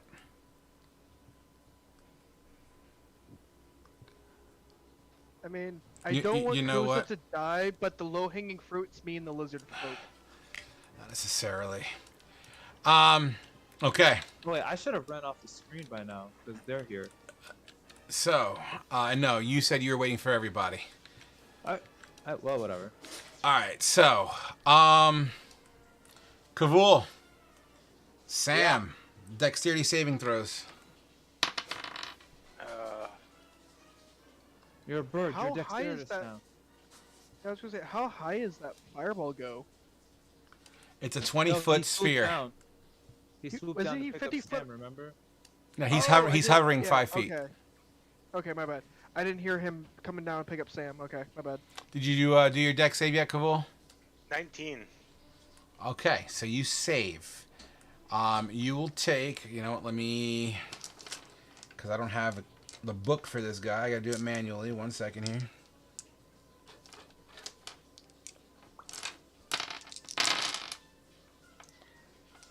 Okay, so. Okay, so we got 10, 14, plus 4 is 18, plus 4 is 22, plus 4 is 26, divided by 2. So 13 damage? 13 damage. Enough to kill the bird. You get shifted out. You carry over any damage into your token, your other token. 6 damage. Where's the Kavuls? It's on the art table. Took 6. That's going to drop you to 57 or 47. Sorry.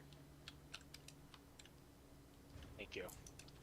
And go ahead and drop your token as you are charred and singed, but still alive.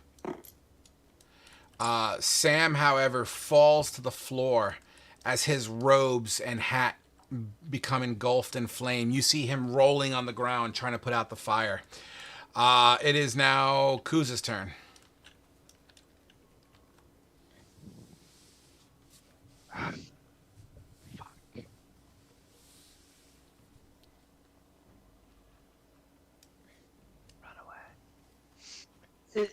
As a player, yes. Kuza does not leave the people behind if we try to bring them with us. Fuck. So yeah, that's gonna be 5, 10, 15, 20. Yeah, I guess he'll move back the 20 feet here. So, question: could I use like a bonus action to like help put any flames out on him, and then use my action just to throw him over my shoulder? Thinking. Bonus action. I mean, with a bonus... Good night, buddy. With a bonus action, I don't know if you'll be able to fully put out the flame. I could say with a bonus action, you can tear off his robes. Fuck it, sure. More naked go with lizard that. folk. We'll go with that. All right, you tear off his robes underneath his body or underneath his clothing. As you tear it off, he's very pale skinned. He's almost like a white lizard folk in a way, with tinges of like an Arctic blue to him. Under his like armpits and under his scales that are kind of, he's older, so his scales are kind of like a little, not matted, but they're kind of lifted a little bit. There's like dirt and grime kind of underneath it. He's not very hygienic. He's got soot and dirt kind of in all the cracks and crevices, basically. And use your action to put him up on your shoulder. I'm okay with it. He is a frail lizard folk, so yeah, I'm gonna say you could do that without any relative problems. Okay, yeah, and then I will then just move my 20 feet back and be back where I started with him. Awesome. Carrying him. Awesome. And it'll be half movement, by the way, when you're carrying half somebody. movement? Okay. So that's back another 10. So I'm just gonna put Sam over here for now, assuming that that you already have him. So. Okay. Okay. In fact, no. Fuck that. You're dragging the bitch. That's the worst we're going. Yeah, you're picking him up and dragging him. All right, cool. That takes us to Oscar. Well, now that there are people here, let's go. And Oscar begins to huff it. Does All right. anyone know where we're supposed to go? As he's gonna dash away, and then same as before, he's gonna wait a bit for other people to catch up, and then he's gonna dash some more. I'm just gonna take. All I'm right. not gonna like fully. I'm just Fantastic. Raven.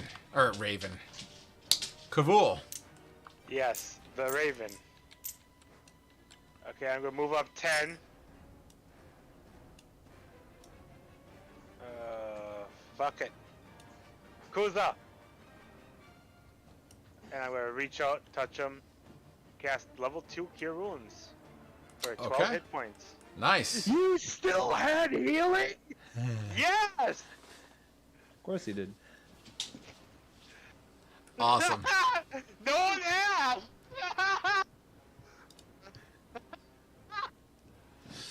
All right. So gain your health. It's true. You didn't ask. It's fair. I know. Sorry. It's me as a player. It's your mistake for thinking of Kabul as conscientious. No. Very literal. It's good. It's my reaction as a player. Kavul just had faith in your ability to survive. Yeah, exactly. Alright, how I'm Unnecessary healing faith. 10? 12. Okay. 12. 12, okay. Would that be your turn, Kavul? No, that was 10 feet of movement. There you go, that's my turn. So, you know what I envision here? Kavul is running past Kuza, and he casts the Cure Wounds in his hand and just slaps Kuza on the ass as he's going past. As you're going, you got fun. Keep going. Good game. Alexia, you're up.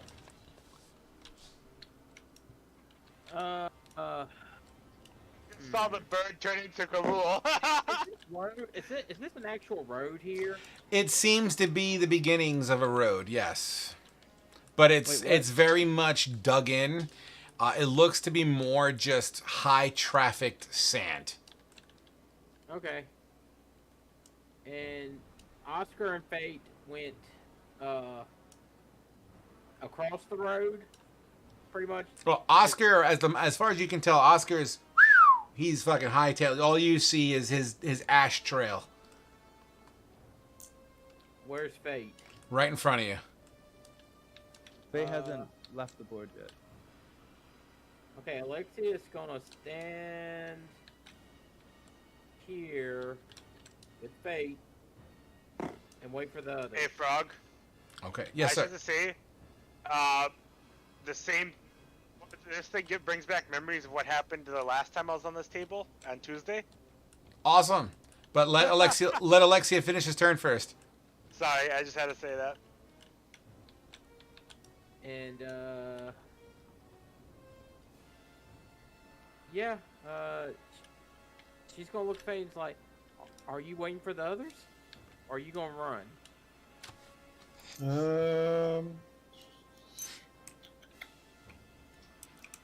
Let's Which- go, guys, hurry up. Which leads us into Fate's turn. I'm gonna start to move out. Catch up with Oscar. And Fate in, eating Oscar's ash tracks. You're making a set of your own as you haul ass in that direction. Assuming that's Fate's turn. Yep.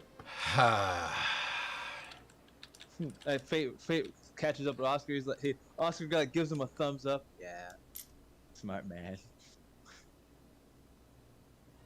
Got a bad feeling about this turn. Yeah, me too. Actually, I'm nervous to be quite honest.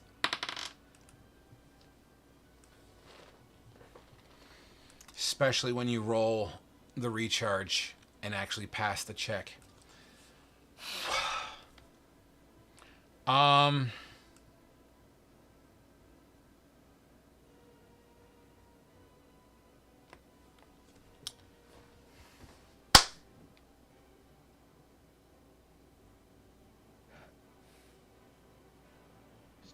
Just give me my own corner already. I'm debating on something here. I'm trying to add stress, but value at the same time. Fuck it. You see, once again, he grabs fire into his hand. Except this time, he throws it over both of your heads as it smashes into this location right here. You see that pillar of fire begin to kind of swirl and swoosh and kind of manifest.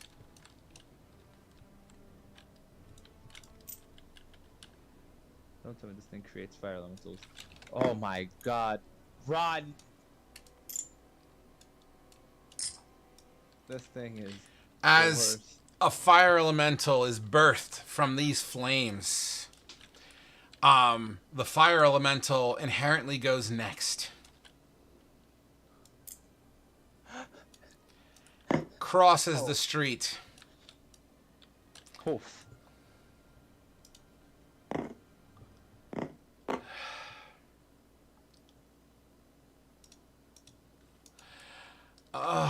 Alexia, what's your Bad AC? cut. What's your AC?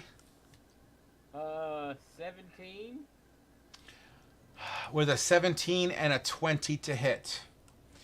This Shield. Shield, nice. As it goes to touch you, the fire that just exhumes from its hands and its form radiates around you, and you're in this like safety egg as the flames burn around the outside of this shield. You lucky son of a bitch. Which takes us to Kuza.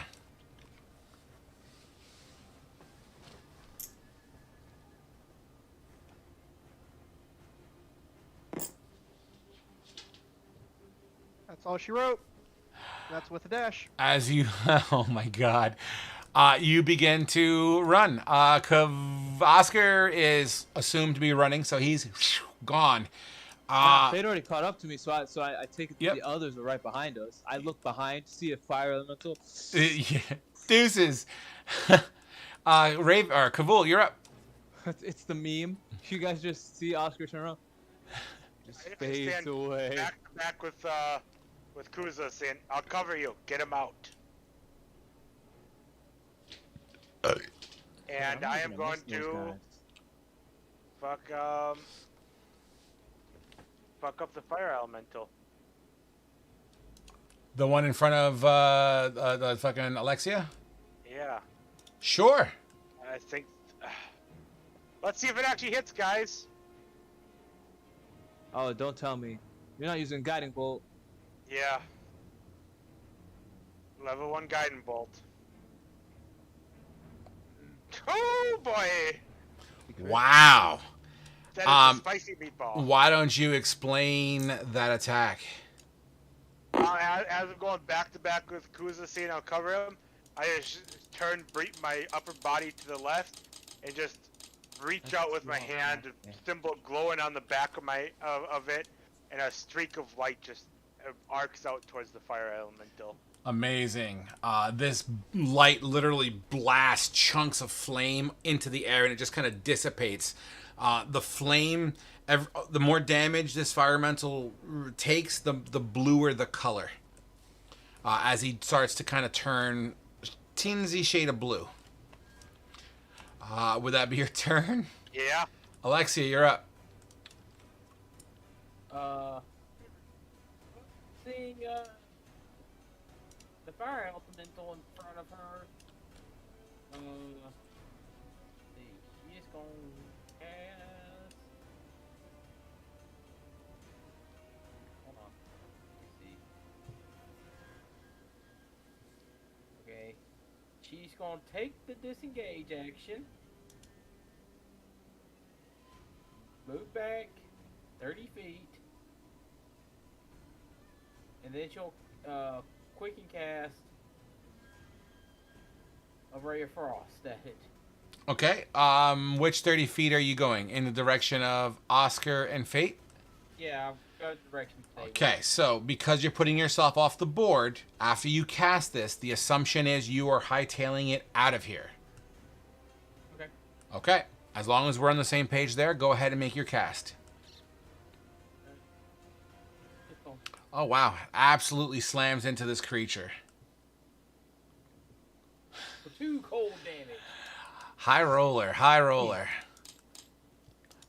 It kind of smashes into this creature, and it just seems to kind of like fizzle a little bit.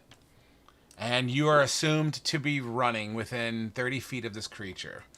All right. Will that be your turn? That would be my turn. All right. Fate already assumes running away, which takes us to Tree on Fire Dude. The slow walk up.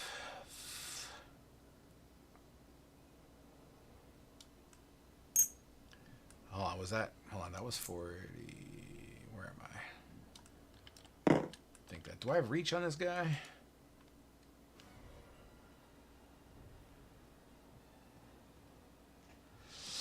Okay, he doesn't have reach. And his only ranged attack.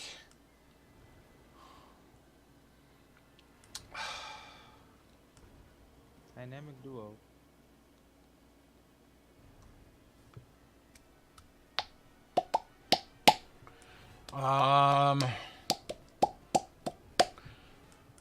He is going to reach into him again, and this time pull out fire from his chest area and whip another fireball.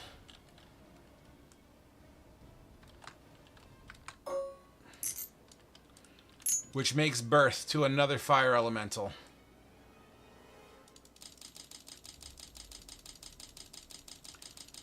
Who will attempt to attack Kuza twice, touching attacks.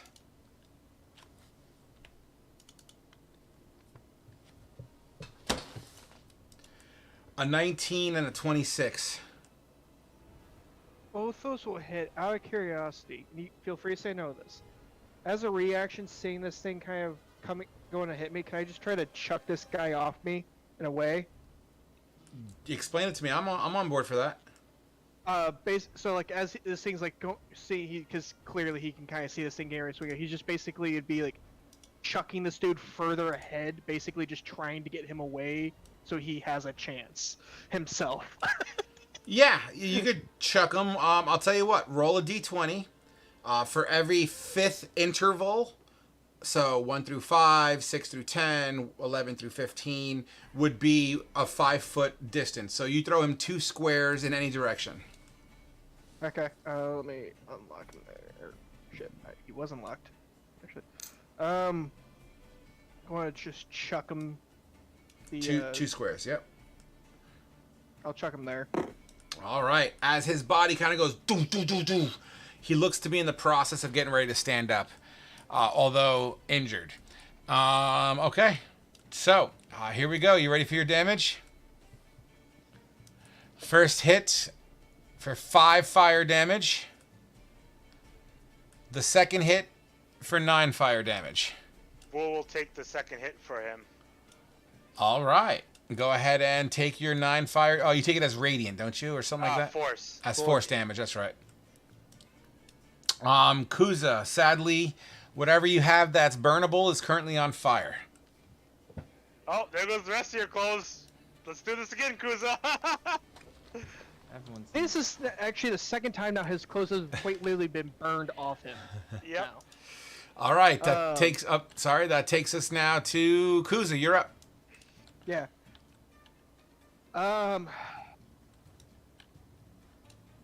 After getting hit, Kuza's just going to turn or kind of yell to Kavul and all this stuff. Oh fuck.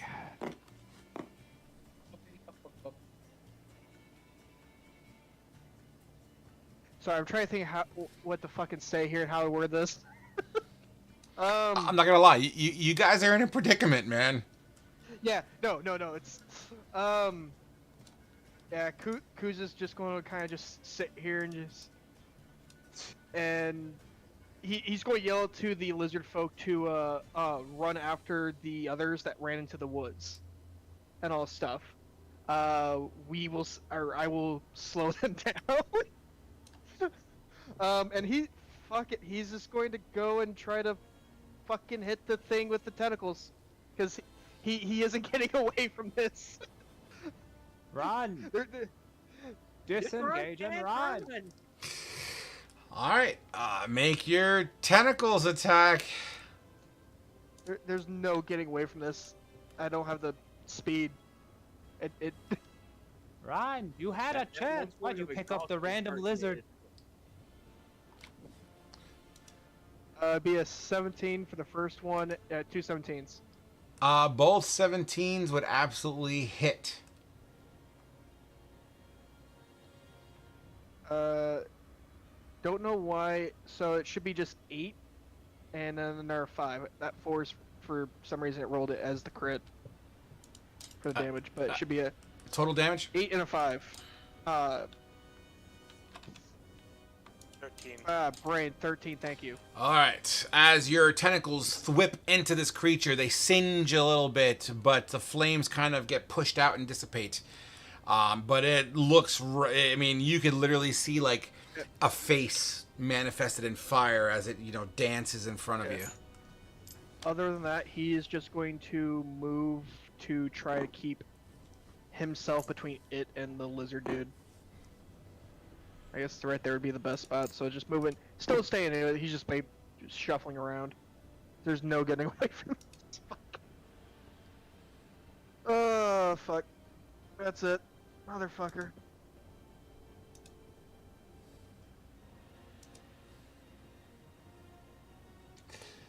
Hold on. I know that I have a character sheet for Sam. I'm just trying to find it. While I wait for it, Oscar's gone. Kavul, you're up. Okay. I gotta take a step back. I'll turn to the lizard. Get out of here. And I am gonna cast Bane on all 3 targets. Okay. With my very last spell. Son of a bitch. Very last spell, This guys. is turning out into a fucking last you could have ran. You both could have ran away. All right. No, I honestly couldn't have. Cast I your did not have Bane. speed. You could have if you didn't pick up the lizard. Let him do their thing. So we got contra miss make charisma saving throws. This might do something. Oh my god, I literally got a 3 and a 0 for the fire elementals. Let's see what the big tree guy is. Grab my d20. Oh, he doesn't even have a bonus for that. On that one. Okay, yeah, they all fail, so each one gets subtracted d4 from attack roll and saving throws. They get what? I'm sorry, they get what? And a negative d4 to attack roll and saving throws. Nice. Awesome. Would that be your turn? Yeah, I'm gonna stand my ground and get this other lizard out. Alexia has dipped. So we will move on to Fate, who's dipped. So Tree on Fire and Elementals are next.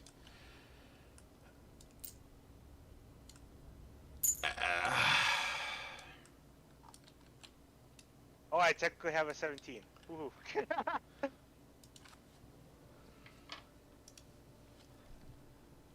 Fuck it, let's see what happens.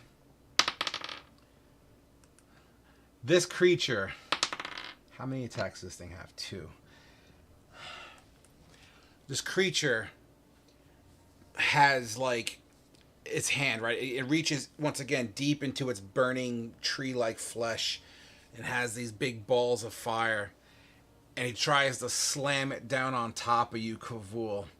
The first time he does it, you lift up your shield as it crashes into this ball of fire. Fire just drips and pours around the outside of you like an umbrella in the rain.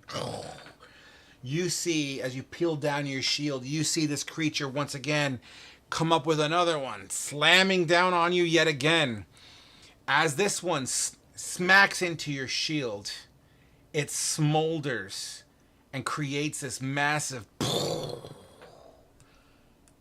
Fortunately, your shield absorbed all the damage, as I only rolled an 11 and a 14. Nice. However, the fire elementals go. Yeah, they still get a negative d4 to hit, so let's see if that helps. Oh.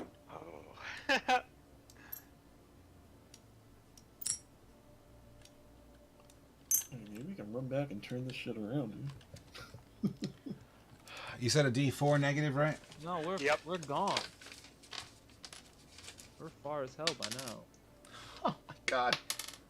So, is it a D4 to all attacks or just the first one? All. All attacks. Yeah. All right, so the first fire elemental is going to attack with a -4. The second one's going to attack with a -3. First one, 2 touches on, and that's going to be the first one's here. This is going to be on Kuza. A 15 doesn't do it to Kuza, does it? Oh, no, sorry. A 15. No, I'm sorry. 15 -4. It's an 11, and then a 19 -4, which is a 15. So the one of them hits. 15 hits. Yep. You feel this fire-like hand tendril just kind of lean into your chest and begin to burn you for 8 fire damage. We're gonna take that damage. Okay. You guys are really giving me anxiety here, man. Concentration on Bane with advantage because Warcaster, so 22 for my concentration. Okay. The second elemental is like I don't know what else I can do to try to save you guys. With a -3, I said to the second elemental, both of these attacks are going into Kavul. A 12 -3 is a 9. A 20 -3 is a 17. That meets me, so yeah, that one hits. That one got you really good as a fire hand reaches around your throat and begins to burn you for 10 fire damage. Okay. Sam stands up as he begins to hum a melody. Kuza, you're up. It's a bard. It's a bard.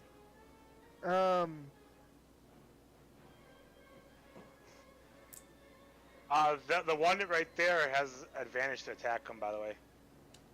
Still with Guiding Bolt. Disengage action. Oh, shit.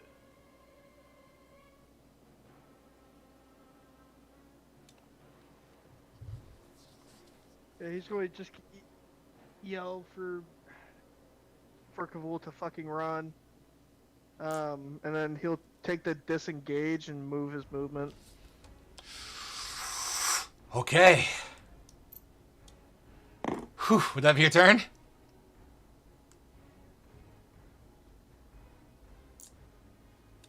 Oh, that, Yeah, sorry. gotcha. All right, Kavul.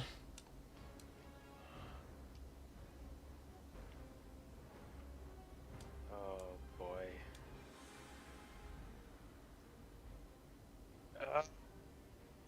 Disengage.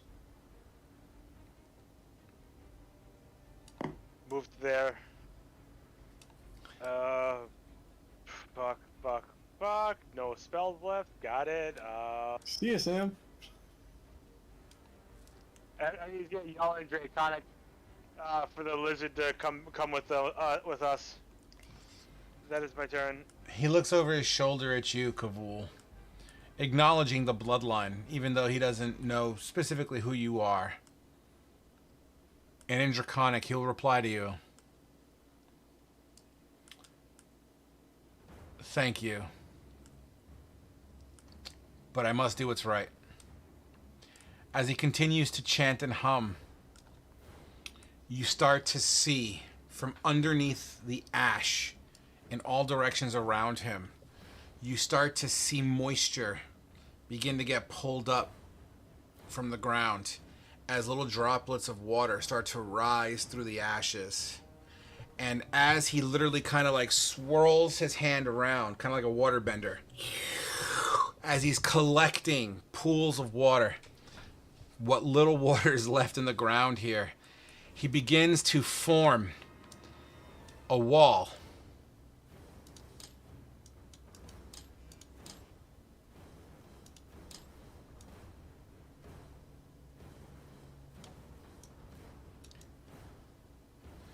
I drew on the map to represent where it's at. As he begins to form these droplets that they seem to collide to each other and mesh and begin to create this long, like 30-foot wall, but thin wall in front. You'd see the kind of the looking through water, but you see fire elementals on the other side as they seem to kind of like trying to push through but can't. The humming gets louder, becomes much more apparent as you start to see Sam chanting even louder. You start to see liquid water being pulled from his body as he himself is being absorbed, least the part of him that's water, into the same wall. Giving you guys the opportunity to run. You continue to jolt out of here. Kavul, you would look over your shoulder as well as you, Kuza, as you leave. And you'd see Sam's emaciated, dehydrated body fall to the ground. And then the water wall dissipates and splashes into the ground. We're going to end our session there, guys. Good game. Howard. You guys are too much. You guys stress me out. Hey, we gotta play through our characters, man. Yeah. So, yeah, that was a lot of anxiety for me. I don't know how you guys feel. You're welcome, Frog. Yeah, after this, I think I'm going to go vomit. I don't think Matt's gonna get his own corner of the graveyard just yet. I tell you what, He's man, trying. you were close. You were yeah, so going to make a it's- fourth character. I even like hinted at it too. I'm like, hey, Google, can you pick a character up on your bird form? Like, Oh, I tried, but yeah, but you tried to pick up the wrong one. man, it's the only other lizard I've seen. Well, there goes another NPC. Fucking shit. We tried to save him. We tried to save him. We tried. No, you guys tried to didn't. run. I tried to wait for y'all. In case you didn't notice, So I waited Alexia as gave long it- as in possible. that dream sequence, Alexia gave a huge piece of the reason she made the decision she made. Oh yeah. But yeah. I'm really sorry that my audio wasn't working to record a lot of that RP today, guys. I'm really bummed to hear that, or to know that, but it'll forever be in our hearts. Yeah, hopefully they at least got the tense situation to make up for it. Well, I'm going to go ahead and kill the stream, and then we can do our after-action report, guys. Everyone watching, thank you so much. Sorry for the audio issues earlier, and just know that it was really cool. And same time next week, guys. Stopping the stream.